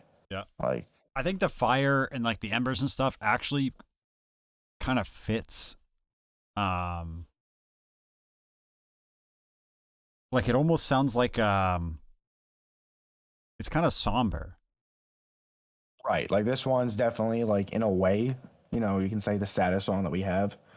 Not that it was written for that reason, but the emotion compared to everything else is like in the forefront the entire song here. Yep. Like vocally, instrumentally, everything.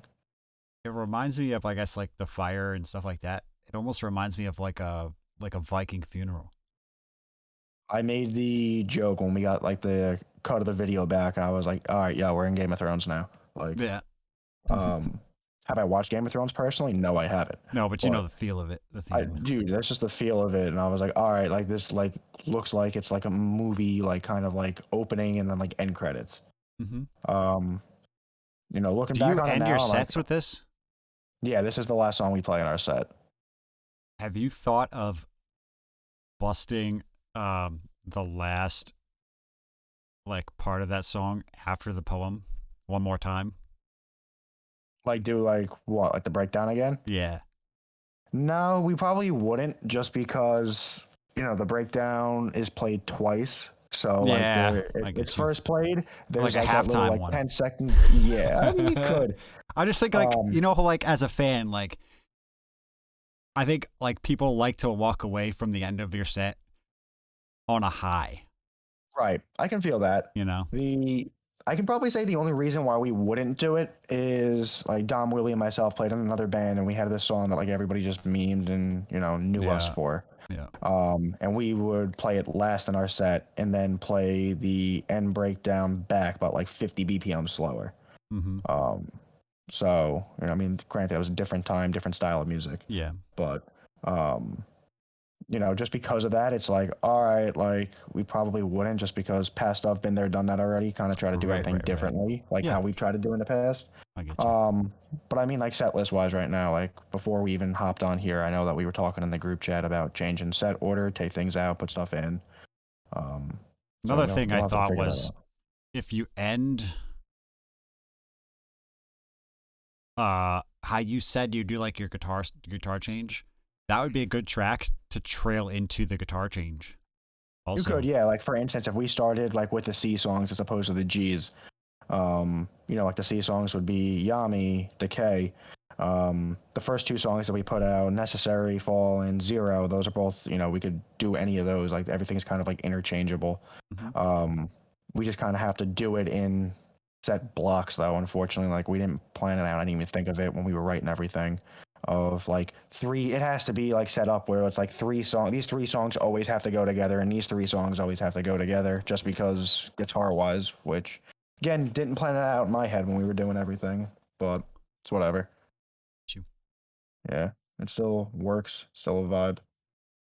Yeah, I mean, as annoying as it is, I mean, it would be kind of annoying to like write all your songs just to like set up how you play on stage. Like, Right. I mean, in the past, I've done stuff like that. When it came time to do like this project, I just didn't have that thought in my head. I think it would just, not that you couldn't overcome it, but like just write what you want to write. I think is exactly. first and That's why we do what foremost. we do. Myself, Trent, our other guitar player, Willie, are like, bouncing back and forth of, all right, is the newer stuff that we do, post means to an end. Are we going to do predominantly 7 strings in the same tuning? Is everything going to be on 6 strings? Like, what are we doing? Are we going to be doing same thing we did on this and do like a half and half type thing? So like I can already probably guess, like going forward, it's just going to be write whatever the hell you want, do your own thing. And then we'll come to and just figure it out. So it's a little different with Trent. Trent doesn't have a 7 string, so you can kind of only write things in the one, like, kind of, I guess you can say, tunings that like he has like the capability to do with his guitar. Mm-hmm. I have a program that I use where I can just change up my tunings without changing the guitar or anything like that. So not even just live portion wise. Like, I mean, I could use what I use live for recording, but like for whatever reason I can't figure it out. It's not working the way that I want it to. So like I just use like online software and stuff like that. I feel you. Yeah. It seems like a lot of stuff that's over my head, dude. There's so much that goes into it, dude, and there's so many products that are out there, even Oh, for doing like recordings and demos and whatnot, and it's like, man, like there's just so much, and I don't have the money for all the stuff that I want. Yeah, that sounds about right. Yep. Not even just music; it's just a life way. Mm-hmm. Dude, I don't know, man. I think it's awesome. I like everything. Appreciate it, man. I liked. I'm very happy with how things are going so far, how we're getting the response. Like again, this video came out 2 days ago. We already have 1,000 plays on it, which is cool. Like if I go on like the Spotify for artists, you know, thing right now, I saw you had like listeners in like a bunch of countries. Yeah, we're all over the place, like demographic wise. But yeah, like we're getting we got a comment on this video today, and I think it was from, I think I was from, not Brazil. What country was I? I have to look at my email. Actually, if you scroll down, you can probably see it. Actually, yeah, hold on, where is it? Nope, wrong one. Oh yeah, I, all the, I don't know where it's from, but I see it. there's somebody, Poland. maybe it was Poland. That's what it was. I was like, damn, like, all right, cool. Like, we're reaching different countries and whatnot, which is sick. And like right now, you know, again, this came out 2 days ago. We're already over 11K streams, which is sick. Like, Hell you know, yeah, it's dude. showing that we're doing something right, you know, in terms Absolutely. of promotion and presenting ourselves. You know, we're still building up our social media and stuff like that. I think Instagram over the past month, we're like actually, no, probably more than that. I have to look. If I had to guess, we're probably like gotten 600 something follows in like the past probably month, honestly. We're like presenting a lot on Instagram because I think Facebook sucks. Nobody cares about Facebook bands sucks, dude. It does nobody suck. like trying to reach people on Facebook with like band pages is miserable. The demographics just shifted. It's not there Right. anymore. Exactly. Like Twitter's, in my opinion, not a great streamline for bands anymore either. Like, you know, it's The not only really like a way to promotion get thing. traction on Twitter is to already be big and continue feeding them, or to become like super controversial. Right. Like That's the we don't only even way. have a Twitter page. Like Because I we looked didn't for even- it because I was gonna tag it Yeah. in something, but I couldn't. we didn't even make one just because of that, you know. There's no Is reason it- to if you No, don't want there's to get not. involved. The way that I look at everything right now too is everybody's very visual, and if you're putting out content that is a picture or a video or whatever, that's going to draw somebody's attention more than a post. Like, For granted, yeah, sure. Twitter's mainly, you know, just stupid one-liners and stuff like that. What's gonna crush for you is gonna be like, I think what's gonna crush for you guys is like, if all your guys are doing, and not everybody has to do it, but like individual members doing personal content about that stuff. Right. Like your Yeah, no, drummers, we're your definitely drummer on doing that in TikTok coming and all videos. that, and like any guitar playthroughs, any of that stuff, people love, dude. Yeah. And all it exactly. Like, takes, we, you what know, happens is you put out a bunch of them, and like, not that they're bad or anything, but like you'll put out a bunch, and like they'll be like, well, they'll be okay, and some people will see it, and people will like it, and, you know, but there'll be one. You don't Right. know when it's gonna happen, but there's gonna be one that either somebody big sees and pushes for you, or like so many people like it that it just takes off. Sometimes it just takes the one thing, and then because it gets Exactly. pushed through the algorithm, but you have to keep putting Exactly. stuff out, you know. Yeah, it's a grind no matter what you're trying to do, you know. And like TikTok Music. is huge right now. Right, exactly. Like we're starting to gain some traction on there. I have to even look. I haven't like really checked our TikTok recently. But like playthroughs are where is all the it? rage right now, dude. Yeah, there definitely are. We have to do like more just like kind of like one kind of things like that. You know, like we're averaging on TikTok right now. I mean, depends what it is. Like some videos have 50 views, some are over 3,000. Like it's just luck of the draw in a way. You know, of what reaches what was captioned the right way, what was hashtagged the right way. Like it's just so stupid the amount of stuff that you have to kind of like figure out and go through. I would not. I know that stuff is tactically like it can help, but honestly, the most important thing is like, does the thing you put out, did people like it? Right. Because like, there's people out there that are uber famous on some of these platforms that did not game the system whatsoever. It just literally so many people interacted with it, And sometimes it happens late. Like you have a video on YouTube for like 6 months, and then all of a sudden it catches fire for whatever Right. reason. Exactly. So, Yeah, like, that's why I always say it's luck of the draw. You know, if you're putting effort into the craft or whatever, and it doesn't pick up right away, yep. you know, obviously you're like, all right, I'm not getting my return on my like time investment or whatnot, but that's not to say that it's going to stay that way, and that's, you know, Mm-hmm. gonna happen with, again, things in the future that you do and whatnot. Yeah, exactly. Like you'd be like, oh, this video just did okay, and then like all of a sudden, for whatever reason, because they change their algorithms around and stuff like that, and people's tastes change and things like that, and all of a sudden, this video that, you know, we're just kind of doing middle of the road, just happens to be put up Right. in the right way, and it's like, oh, and it blows up, and then it's all it takes is, like you say, like the return on investment doesn't show up until it does, and then you go, oh, I Right. guess that was a really good investment of my time. Yeah, that's why it's like, you know, there's nothing to get discouraged with. You know, the No. way that I look at things like that is, again, if you don't get your return or what you want in terms of a return, Mhm. it's whatever, you know, as long as you have the passion there and you still do whatever you need to protect, you know, Yep. protect your craft, you know, improve your craft, everything like that. And, Everything's a you learning know, that's kind of, experience too. it is absolutely, like, again, like, if we would have had this conversation 2 years ago, this band started out as a for fun thing to just dick around during COVID. That's exactly what it was. Yep.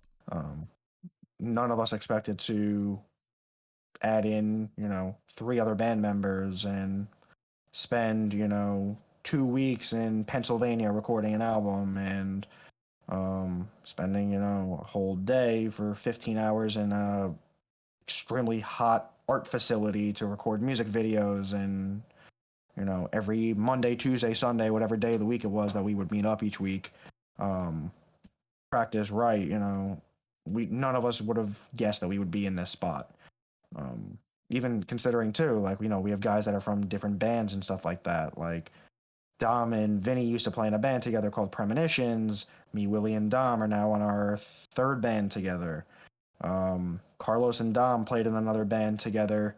And the reason why or not the reason, the way that we got Carlos and Trent into the band was Trent was trying not to be their bass player, and like things just fizzled out over that process. But the two of them would hang out with us when we were writing. They would just be at, you know, Dom's apartment with us while we were trying to write everything and get everything going. And it just came up as a joke one day when I was like, you know what, fuck it, like let's do it, like honestly. And, you know, that was probably the best investment that we could have made, just because, again, we get 2 other individuals who are dedicated, who want to put effort in and grind and, you know, just do it. You know, it's been this EP experience, out of everything that I've put out musically in my life, was the best experience that I've had out of anything that I've done. That's not just music wise, that is also just effort. That is, you know, the team that we assembled. That is the response that we're getting, stuff like that. You know, it's all over the place, and it's just a great, great experience altogether. And I can't say enough about it. Got the right group of guys. You got, We do. And again, I mentioned it before. It's not even just the guys in the band, you know. Shout guys out our behind boy the scenes, Nick. right? Exactly, our boy Nick Lib. You know, Chris over at the fucking practice facility that we use. You know, we have so many people on our backcourt. Alec did all of our artwork and visuals. You know, That's sick. yeah, we just have a good group of guys that just works out well. You know, like Nick came to our show. We played a show in middle of bumfuck nowhere, New Jersey. Probably like 3 weeks ago, a month ago. And Nick literally drove an hour and a half there, came to the show, filmed our set, and then had somewhere else to go and left. Like, you didn't have to do that. Like, cool. Like, you know, Sick, it's dude. just, we have that team where it's like everybody else, even backcourt, has the effort and passion that we're putting in. Not even That's just towards so, us, you God, know, that's towards so what they valuable. also do. It is. It's It so definitely is. valuable. And it's actually smart. Like, I think a lot of people don't realize this when they're doing whatever, right? Like whether they want to be an artist or a graphic artist or a videographer or anything like that. It's like, yeah, if you could find people to work for that are driven, it's only going to benefit everybody, for everybody to be committed. Exactly. You know, like, on the come up. If one of them, if one of the pieces of the puzzle have some sort of come up, it's only beneficial for everybody if you were professional and dedicated and skilled. Right. And then and all of a sudden it's like, oh, now they're feeding more work to you. And if you and like, it's like, it's super, like a rising tide, you know, it lifts all boats. Right. Correct. So Definitely. So that's why I'm very happy with how everything is, without a doubt. that's so sick to hear, man. I'm stoked, man. When I heard that first video, like I said, I think it was Matt who posted it and shared it to me. And it was just one of those things like I lost it in the feed, and I went back, started the reaction channel on YouTube or whatever. Basically just out of like, I like metal. Like I'm like, I gotta focus on something I'm really into, and metal has always been something I'm into, whether like sometimes my listening drops off. Sure. And sometimes it picks up heavy, you know what I mean? But it's always been there. I've never not liked it. I've never gone to a different genre. You know, I'll pick up songs here and there from other genres. I'm like, that's cool. I like that shit. Or I get into it for a minute. But like, I've never not been a metalhead since high school. Yep, I agree with that. You know, I got into this stuff in 7th grade, and you know, here I am. You know, and it's morphed and changed slightly, but it's always been there. Absolutely. And so like, you know, I'm trying to do the streaming thing and all that stuff. And I'd like to do, I have like an ADHD type of mentality where like, I cannot just do one thing over and over and over again. Like, it's tough. It's tough because I'll never be a master of something, which is where you really become like successful, is typically when you master something. But I can't really change my personality. So like, I'm like, all right, well, I can do streaming and gaming and content and stuff. Cause like, what I like about it is like, not only do I have to kind of practice like entertaining or like talking to people or like, you know, meeting people, like I get to hang out with people and have fun while I do it. I get to I get to meet people like you. I get to like I've learned how to do graphic arts and stuff like that. Like I'm not a master of it, but like I get by. Like all this shit on my stream, aside from like the one logo at the top that like I had somebody like make for me on Fiverr one time. Everything I did, I made myself. The animated banner around myself, I made myself. Like, and it kind of just like feeds my ADHD brain where it's like I don't feel like I'm just doing one thing. Right. I feel like I'm kind of like adding a multitude of things into one specific thing, if that makes sense. Towards a goal, but like, yeah. And like, I guess in my head, my dream is like, if I can do stuff like this where I meet you and I get like this band, it's like the worlds collided perfectly where I'm like, this is fucking cool, dude. Like I love metal. I, for whatever reason, started the reaction channel because you can't get discovered on Twitch. It just doesn't work. It's flooded. Everybody's playing games with a camera on. I'm not a professional player of anything. So I started like, all right, well, I gotta like start doing other things. YouTube has some discovery, and what do I love? I love metal. I guess I'll just start doing that. Now, reaction channels, people think are dumb and whatever. Some people think they're dumb, but people that like reactions or like to share like the first time they heard a song and relive it through somebody else's eyes. Like that's why I go on them. Right. Absolutely. No, I definitely agree with you with that. You know, there's definitely different individuals that like I watch that like do similar things like that. Like when we put out Comfort last month, you know, reaction channel that I've never even heard of came up out of nowhere and just like tagged us in this video, and I was like, what is this? And I look, and he just did a reaction of the whole song, and I was like, all right, this is sick. Like, you know, just out of the blue, found this guy. You know, we all had like a whole conversation with him and stuff like that, and you know, just seeing his content on my feed that he's putting up every day is cool. That's sick, dude. Just somebody that we just met, you know. Again, like for instance, you and I cross paths randomly, you know, with Matt and the Apex community and stuff like that. You just find people, you know, through different outlets, discovery methods, stuff like that. It's cool. Absolutely. I think it's sick. I'm fucking stoked for you guys. I appreciate it, man. Thank you. I'm very happy with everything so far. I'd like to meet some of your bandmates and stuff too at some point. I mean, we're definitely working on, in the near future, not so near future, to start getting some things going and do some more like out of state stuff. Right now, like our target market from what we've been able to get show wise has pretty much just been Jersey and PA. As of right now, we're still trying to cross pass into the New York market because the New York market's a little hard to get into. I would imagine. Not that it's flooded or anything like that. Like obviously there's plenty of venues, but it's just getting on the right show there. Because if you get on the right show in New York, you're gonna be remembered there, whether people kind of like fucked with you or not. That's just how it is. Like if you get on a big show, that's just gonna help you for future stuff to like get. You said, if you're playing for like market 1,000 people and they're all there for fucking some big band, but like they also see you, there's gonna be a handful of people, and handful can be anywhere from fucking 5 to fucking 55 or whatever the case. Right. There's gonna be a number of people that go, "Fuck, that was sick." And oh yeah, like again, it's even just think about from Friday night. exponential. Friday night was that way. It grows. It's just the more exposure you get, right? Yeah, 100%. Like, technically the show that I can say that we played on Friday night was theoretically a hometown show. Just because Dom used to live in that town.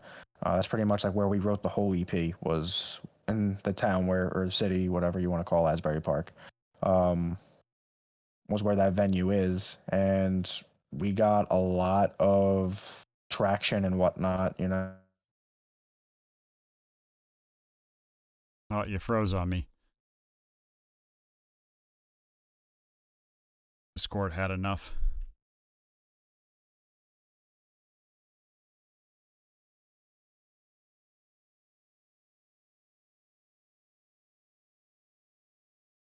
Lost him.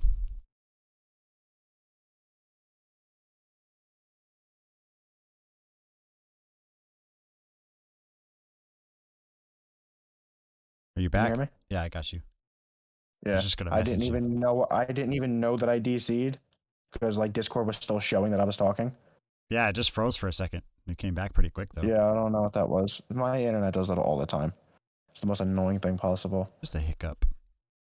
Could be worse. It could be.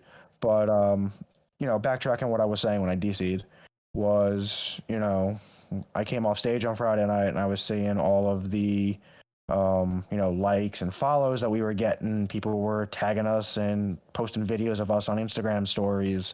Right as we got off, we were all backstage, packing up our stuff. And right as we got off, somebody was like, all right, no, you guys have to get to your merch table. Like right now, you guys have a line. And I was like, what? Sick. Fucking line at our merch table? Hell yeah, dude. I'm like, all right, like that's cool. Like that shows that like people liked us enough and they're going along with what we got and they want to, rep our Support. brand. Yeah. Because I always say to everybody that a band's fun, it's a good time, but it's a business. So if you want it to be a you're business, not it's just definitely a business. right, but like you can still it again, creating a brand, having a good clean logo, it's good branding, having good merch, good branding, Yup. good music obviously is with branding as well. But it just needs to be treated as such, 100%, dude. That's why I can't, like, whenever I'm on this thing and I meet people that are also streaming and stuff like that, and then we get on Discord and they have a different name. I'm like, what are you doing, dude? Mm-hmm. Right. You gotta have the same name on all your stuff. Yeah, that's like I changed all my stuff, I used to go by like a different surname and everything on gaming, everything. I just changed everything, different branding and whatnot. Again, literally changed it because of branding. When I was streaming, I had like, a screw around name, just to like literally just troll kids. That's the whole reason I made my name that I used for like 5 years. And then I got more into streaming and whatnot, and I was like, you know what? Kind of don't want to be known as this anymore. Do something a little different. Like you said, like exactly like this may sound like annoying or whatever. Like I used to like see people with TTV in their name, And I used to be Yeah. like, like everybody makes fun of them and stuff like that. But like legitimately, if you don't like, people just pop into my stream because I have TV at the end of my name. Right. Yeah. Otherwise, you have no idea. You just think that you're, I've s- like for instance, if we're playing random pubs in Apex, and I see that our third, that we need the random third that we get, TTV. I'm like, all right, I'm gonna pull up this stream right now because one, I want to see what you look like. Two, I want to see if you're talking shit to your stream about what we're doing. Right. And then from there, you gain a viewer, like, stuff like that for a little bit, maybe people stick around, they keep the follow going, you build your community that way. But I get what you mean. Like, it's, kind of known in a way as like cringe, but at the same point, it's marketing. It is free marketing that you get to do. It's cringe. It's It is, but cringe it's on not. the face, but if anybody checks it out and it doesn't continue to be cringe, it's just Right. positive. Right. I agree with you. You know? Definitely. Like how many videos I've seen like Zeus on YouTube where he teabags all the TTVs. Have you seen that? I haven't. No. Oh, he's an Australian Apex player, YouTuber, and he has a series called Teabag the TTVs. So anytime they kill somebody that's a TTV, He's they going go on and the they ball. teabag the fuck out of them. He's dropping the sack.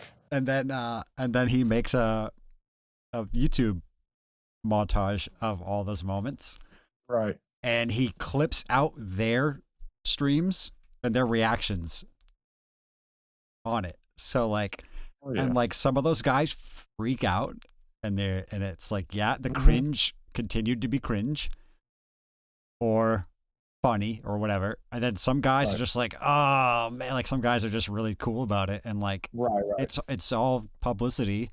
Whether you Definitely. like an aggressive streamer or not, people are going to gravitate to those guys. And if you just like a chill guy who rolls with the punches, like people are going to, like it promotes them too. You know what I mean? So like, Definitely.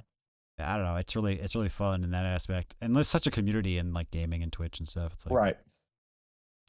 it's hard Agreed. to stand out, but if you're undeniable, you will stand out, Right. Hands down. Somebody will like you, I feel you. So, I mean, I love what you guys are doing, man. Thank you, though. Your music, Very happy with it. your work ethic, like it's obvious you guys give a fuck. It's obvious you guys are into it. You love it no matter what. You can tell. I liked like the style of music. When I first heard the first video and the first track, I was pleasantly surprised that it had no structure, and I was so happy. I mean, not that it had no structure, but it did not have a repetitive structure. I Right. was Exactly. Yeah. so Like, soaked. that's one thing that I'm looking into because, like, again, there's no song on even the EP with the new stuff that really has like a chorus or anything in a way. And like, I've been paying attention to like the comments that we get on social media, YouTube, stuff like that on the videos. And it's like some people are like, all right, cool. There's no chorus here. There's no clean singing. I like this. And it's like, yeah, that's cool. I get that, but at the same point, it's, You can have both, though. You can, yeah, if it's done correctly, You just can't overdo it, man. Right. Nothing should Like, be just. It comes to. It's like are they you went to like one of catering those. to your audience. It's like they went to like some of the bands. I swear to God, it's like they go to one of those free, picture editing websites, and they have all the pre-made templates, and it's like I made a promotion, and it looks like this, and guess what? Sally and Sharon and everybody else made their community promotion the same exact way, dude. Yep. It's like everybody in the world.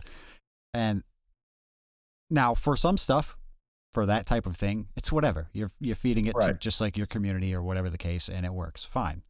But when it comes to like deep art, Right. are you making a quick bulletin or are you making art? Mhm. If you're making the art, if the product is the thing, you cannot make it off of a template. Sure. Like, I don't understand it. I have a couple videos that I streamed where I freak the fuck out because, and part of it is like maybe just like the types of videos I watch that night or whatever the case. But, and sometimes it's like a band that I used to like, and I go on and I go, this shit fucking sucks, dude. Mhm. I'm like, oh, great. Metalcore from back in the day. Bands that used to slap and have an edge to them a little bit. And granted, they still probably were kind of cookie cutter back in the day. But the thing is, the fact that you're still doing the same thing is the problem. Oh, 100%. It can work at a point, Right. but how do you not grow? Right. Like, You know, I in listened terms of to a. bands, Oh my growing god. musicianship wise is huge. Like you get like more mature in a way musically. Like looking back at the stuff that we put out last year, are there still similar influences with the stuff that we just dropped? Definitely, but I don't think anything sounds necessarily the exact same. And it just shows the growth that we had as musicians over the past year, um, and just the direction that we want to go in. Yeah. Something that we were thinking of how we wanted to do over a year ago is going to be completely different to what it is now. Yeah. I mean, I've. I don't know some of those bands' numbers, right? Like, I don't know how their success is going. I don't really Sure. don't know. I can only speak from like my personal opinion of it, and I'm like, dude, when I hear screaming and clean choruses, and it goes verse A, verse B, chorus, verse, chorus, breakdown, lo-fi, pre-chorus, chorus. I go, you and everybody else and their mother Right. are writing that fucking song, dude. And yes, you might have a little bit of your own sound, but you really don't, because a lot of those bands are overproduced. They're I produced. agree. They're so strained. The production is so strained that everything just sounds poppy. And I'm just like, you're a metalcore band, and you're trying to. It's like you're trying to sound radio friendly, Right. but it's like, dude, radio friendly is not where metal. That's not where metalheads live. Sure. And I I'm just agree. like, what are you doing, dude? Like, what? Everybody loves a breakdown, and the breakdown comes, and it's like I can fucking hit the breakdown and go, yeah. But then, like, as soon as the breakdown's over, I hear the lo-fi pre-chorus, and then I'm just like, oh my god, here we have it's over. Like, I thought the song was bad to begin with. The breakdown caught me a little bit, and then I'm just like, it sucks again, And and it's back. Yep. the whole song sucks, and I'm out. Like, and I love that there's no chorus in your songs. Not that you couldn't have a chorus. I think you could. And there's other bands that do great choruses all the time. But the thing is, they don't do everything the same. And like, it's like everything's cut and paste on some of those bands. And I think like you can do a chorus and then do the second chorus with a different intonation of the voice, or, Right. or like, out of the chorus, you don't go fucking lo-fi pre-chorus or out of the breakdown. And I know, like, even though it's cliche, like, I like a breakdown, and then I like a second breakdown. Like, You just keep it coming. like, I don't mind that as long as it's not all the time, and as long as it's not the rest of the song isn't cookie cutter. Right. Like, I don't know. Some people think that stuff changes too much. Sometimes it's over, and It I does. agree. It can change too much. But you can change a lot of things and still have a hook. Like if you make your song really progressive but have a hook, it's a balance. Correct. So I don't know, man. Like I love what you guys are doing. I loved that there was no chorus in that first song I heard. It wasn't boring. It had great musicians. Like you guys are great at playing. You write cool stuff. You don't write boring shit. And I like it. I liked the whole EP. I liked it. Almost every song had a different feel for me. And I still had a root throughout most of it that was like OG metalcore, but it wasn't. It was OG metalcore in ways, and almost in different ways in each song. Like that one song you told me was kind of like the most OG. Felt OG structurally, but the riffage felt more technical. It felt more progressive. Like Right. So like I felt the nostalgia, but it wasn't boring. It wasn't like you just wrote an old metalcore song at all. It was like you played almost like prog, but then you played it in like original like metalcore tuning, and I liked it. I liked it a lot. I liked picking up the influences I heard. Like I mentioned at the beginning, I think there was like some of the chords you're doing. I was like, that sounds like Monuments to me, and I think Monuments does a really good job of writing like those weird chord shapes that are slightly dissonant and big.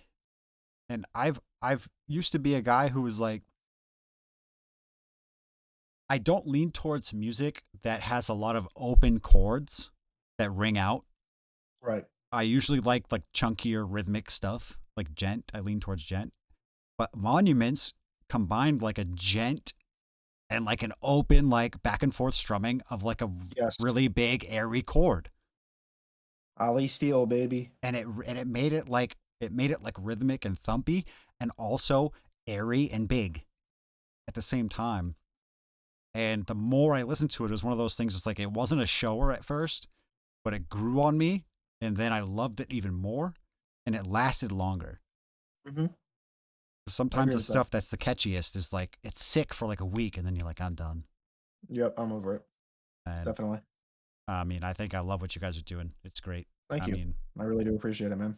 I'm very happy with. I'm here so to far help the out response any that way we're I getting. can. So, I'll promote if anything you have coming out and you want to come on and promote. I know I don't have like a big following or channel right now, but Doesn't I'm make a going to difference, continue dude. with it. The vibes are there. I like doing it. This is something that we're starting to do a little bit more. We did an interview with, I forget the name of what his channel is. That hasn't come out yet. That'll be out probably. I think he said like the second or third week of October. I forget what he said. Shoot me a link to it. I want to check it out. Yeah, definitely. Yeah, he did a lot of cool stuff. His name's Brandon. He's like from our area. He moved a little bit further away now. But it's something that we like to do because we like to tell our story. We like to give our background. People want to We hear like it. to exactly. There's definitely a niche amount of people who do want to hear more about a band, watch videos about, how I would say everything almost went. everybody. That's what the internet has done. It's kind of killed like the celebrity behind the walled garden, and people are like, no, I want to know these people. Mhm. That's like, I think this week is when we're gonna start putting out the, studio update videos and stuff like that from back in January when we tracked everything. You get to see a little bit more about like what we do and, stupid shit here and there and the way that we went about everything. So that'll be cool. I'm happy with how that turned out. Sick, dude. Listen, man, anything you need to promote, anything like that, all you have to do is ask, man. I mean, if any of your I other appreciate it, man. bandmates want to come on and do something, Yeah, I was hoping that somebody else was around tonight. Los was on his way back from Comic-Con. Mhm. Vinny, after we played, went and he flew to Denver. Vinny's out in Colorado right now, doing God knows what. I have no idea that he was even going until that day. I had no idea. What the hell probably he's doing testing out the there. greenery out there. Oh, he definitely is. Are you kidding me? Um, I would love to do. Actually, Willie's I the think it would be caveman. cool. Willie doesn't do much. He Do you doesn't guys go all on, have? Do you guys all have like computer capability and shit? like what? Like meaning like laptops? Like and what you're everything? doing right now? I have my whole PC set up. Los has a whole PC set up. Willie and Tom and Vinny have their MacBooks. Trent actually has a whole PC set up. I'd be down like sometime, whenever. Like it's not like it doesn't have to be happen whenever. It'd be cool like to have like everybody, yeah, get everybody around on there. like a podcast, like just chill, like shoot Right, the shit. exactly. Yeah, I mean, like when we did that other interview that we did a couple of weeks ago, we just all were, we're together. I think now every Sundays when we switched our days to practice. Um, so Sundays we're always all together. So we just did everything we just all sat on the couch and just did Yeah. everything on video chat. Even if it's Um, even if you guys aren't all in the same place, but like anybody who doesn't maybe like have the setup for it, if they just like got together, Yeah. I mean, like a couple everybody can guys pair easily do together that. or whatever, and then Easily do that. get everybody on. Absolutely. Like I would just love to like, I can, write up like a list of like, somewhat of like a questions and stuff like that, and then Yeah, like definitely. people can shoot the shit back and forth. Because I'm sure like even though you guys hang out all the time, like someone will say something and then someone will be like, no, well there's also this aspect. Like I'd love to hear Yep. like the back and forth, the thought 100%. processes and stuff. And Definitely. I mean, And I mean, in terms of, the guys that we have in our band, and just going on how in depth everybody thinks of everything, description wise of music, lyrics, whatever it might be. Mhm. Dom and Vinny are definitely the two most like outspoken individuals for that. They have a good back and forth. They love just telling a story and answering, like I'm sure there's plenty of things that I could have said tonight that I said tonight that I either A, missed on and didn't bring up for that because one, I either didn't know about it or I have a Right. different depiction of everything. Um, which is cool. That's why I like doing that. You know, everybody's gonna have their own explanation for why do we do this, why do you say this, why do we choose this, so on and so forth. So, that's why I like doing it as a group. Definitely. I was hoping that they were around tonight. Happy Los at least popped in for a little bit when he was driving back, Yeah, that or was if he cool. I got back appreciate home. that. He's probably exhausted. Yeah. I think Dom's working right now. Willie's definitely sleeping. He's up at the crack of dawn for work. Are you guys all East Coast time? Yeah, yeah, we're all in like same vicinity. So like Okay. 3 of us live in the same town. So evening, like Um, our evenings line up pretty good then. yeah, definitely. It's just a matter of who's doing what. Right. Like Dom and Trent usually work nights. Dom's a bartender. Trent works at this like convenience store chain down here. Mm-hmm. Um, Vinny's like, big differential is, Vinny's a father, so Yeah. he's with his daughter a lot, which I love and respect. She came to the show the other night and I was so happy. Nice. That's cool. Yeah, she came, she had her headphones on and everything, Nice. vibing out. It was a good time, definitely. I'm stoked to once we get the video back from that show and put it out. We had somebody, or like, I shouted them out before again. Shout out Nick Lib, our photo video guy. He shot the whole set the other night, so I'm stoked on what that edit's gonna look like and hear the audio for it. That's sick, Because dude. like I hearing like. the audio from like just people posting videos and taking videos of us and stuff like that. Um, Hearing how we sound from like a whole like front of house like actual venue sound, I'm like, all right, now I know we're doing something right. Yep. Every other show we've played so far to this date is just like VFW stuff where like the cabs aren't going to be Echoey mic'd up. walls and fucking. Yeah, I mean, not even just that, but like the guitar cabs aren't mic'd up. Who's louder than somebody else? Nobody's like really So like, hard doing, to like, balance that. Oh my god. It is. That's why when cabs are mic'd and you have a good enough PA where they are mic'd, everything's level, everything's good, rocking and rolling with it. Mm-hmm. So I'm very happy with how everything is thus far. I'll say the past month, 2 months has been like a real big point for us because that's, when we started promoting everything and getting everything out and getting these show offers and stuff like that. So the way that I look at it is it's just the beginning, only up from here. So Hell yeah, I'm dude. stoked. I'm stoked on what's to come. I'm psyched. I'm pumped for you, dude. Thank you. I think Appreciate it.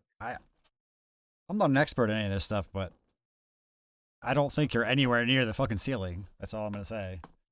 Yeah, there's definitely plenty of room that we have to grow. Again, we're been a band for I'm not gonna say been a band. I'll say we've been a serious band the way I look at it for the past year. Ever since like July of last year is when things actually got together and moved forward, and we actually nose to the grindstone and move forward. Like we still meet up. Like we've been meeting up every week for the past over calendar year, whether it's everybody all together.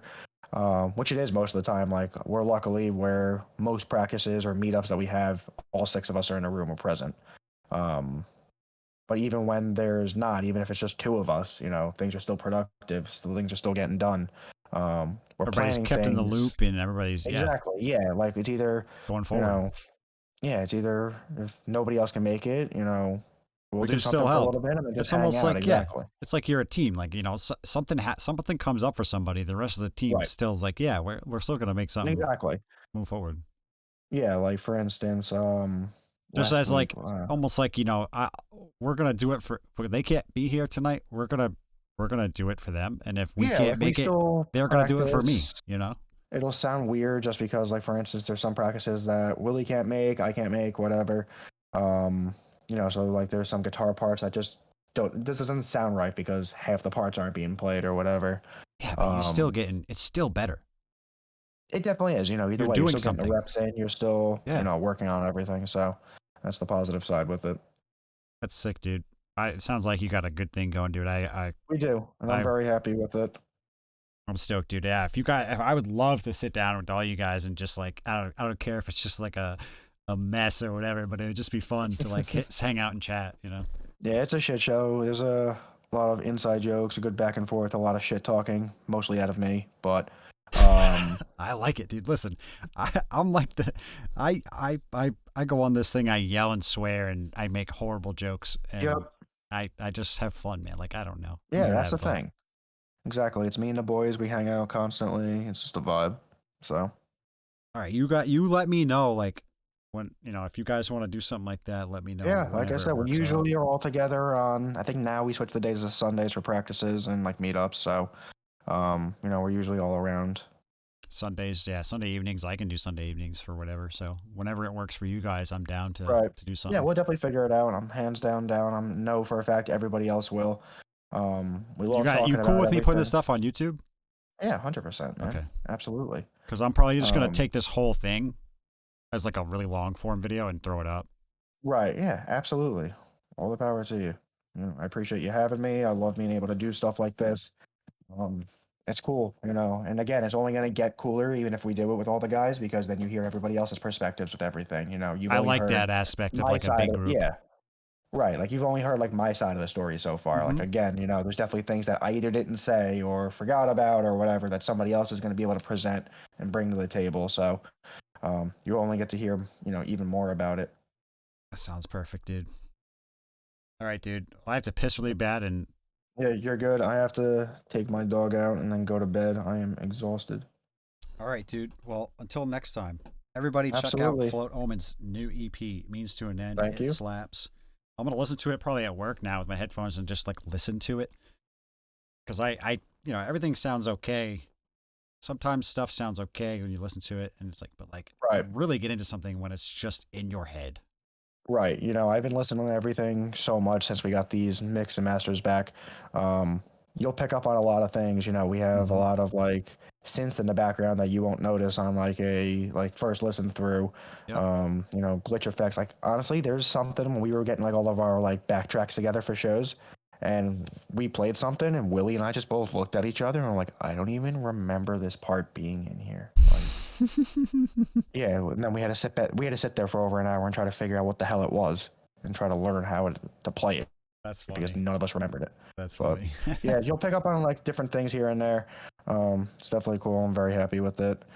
Appreciate you having me. I appreciate everybody who's been in here hanging out.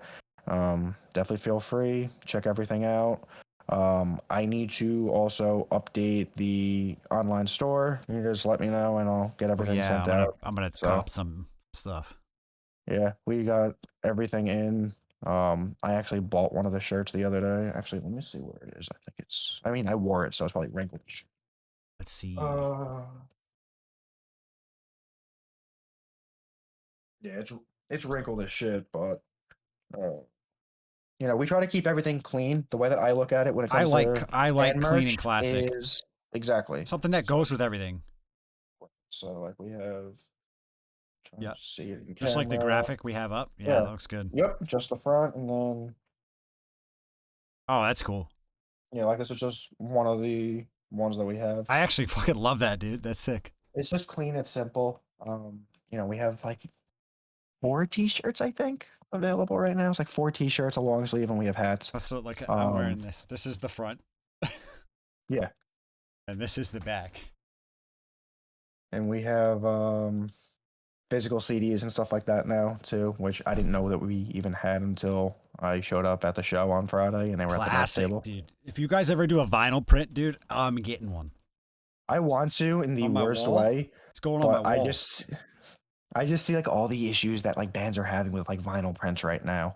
Like I forget who it was, but somebody on No Sleep Records, like I saw No Sleep tweet it out, and they were like, "Yeah, if you pre-order this record, we appreciate it. Sorry, there's like delays. They won't be out until 2023." And I was like, Oh. "Wow, like they're backlogged as shit." Yeah, they're kind of picking up pretty big. Obviously, if you can't do it, you can't do it. But I mean, I would Right? love just to have, Yeah, I definitely like to. even if It's you do a definitely cool. limited, Yeah, we probably would. don't get that many Um, of them just for fun. Right. Yeah, like the CDs, we only did like 50 CDs just because 90% of people now, if you have a car from the last 5 years, they don't even have CD players anymore. No, I don't have CD players. But I do. I will say though, like once in a while, like when a band's like fundraising an album or like pre-order and pre-releasing an album, and they'll do like bundles You and get the stuff. bundle with the CD and stuff like that. And I keep the Yeah, CD and absolutely. stuff, but it's just I much prefer the vinyl. It's a little bit cooler, Right. like an art piece. Definitely. Definitely. Dude, I had to sign a CD on Friday night. I was like, what the fuck? I still don't know Cool. who it was even Dude, for. yeah, but I you was gotta remember, ups- dude, in 20 years, CDs are gonna be vinyls. Yeah, I mean, you're not wrong. But like, I was just confused. Like, I wasn't at the merch table. I was upstairs. So like, the venue we were at has like an upstairs, and like the venue's like downstairs. So I Yeah. was upstairs at the bar. And I think it was Dom comes upstairs and he goes, "Yo, sign this." I was like, "What?" He goes, "Yeah, we're all signing it." And I was like, okay. Good. He was like, "First of all, my signature sucks." Yep. But yeah, but either way, it's cool. It just shows that people are Nobody likes interested. your shit, man. You know. Yeah, it's cool. I still don't know who it was, but you know, only positive things from here. We'll be around. I'll have everything updated. When I update everything on the store, once Don does like a count of what we have, you know, I'll put everything up because like we don't even have half the stuff up right now. So Okay. I'll get everything taken care of. So yeah, I'll message you in the Discord. You can send me Yeah, like all the hit me links up. and stuff. Absolutely. I want you also, if you can, shoot me all the stuff from like some of the back end guys. I'll put their stuff in Yeah, the definitely stuff will. too. You know. Absolutely, I definitely will. But yeah, dude. Anybody go check out Float Omen's new fucking album. It's cool as shit. It's not cookie cutter at all. It's fucking sick. I don't have much else to say, man. You can find it anywhere, and it's out there. Yeah, we have it up everywhere. So go do that. And also, as soon as he updates the merch and all that stuff, I'll have that link. I'll have that link set up too. You guys can cop a shirt, dude. Look fresh to death. Support. Branding going. Hell yeah. Also, follow him on Oh, yeah. Instagram. That's they put a lot of cool stuff on Instagram. Do that. Yeah, not my Instagram though. I don't really post much on my Instagram. No, but I like the band Instagram. You got cool stuff on there. Yeah, But, yeah. That's because I don't run it. That's why. I'm gotta- signed into it. I don't run it. You got to delegate. You got to. But yeah, that's it, dude. Fucking awesome. Good shit, dude. I like to do it again. Anytime. Let me know. You froze up. All right, dudes. That's going to do it. Thanks for watching. Like, follow, subscribe. Go check out Float Omen. Check out all their cool stuff. Follow them on Instagram. I'll put links in the description. For watching.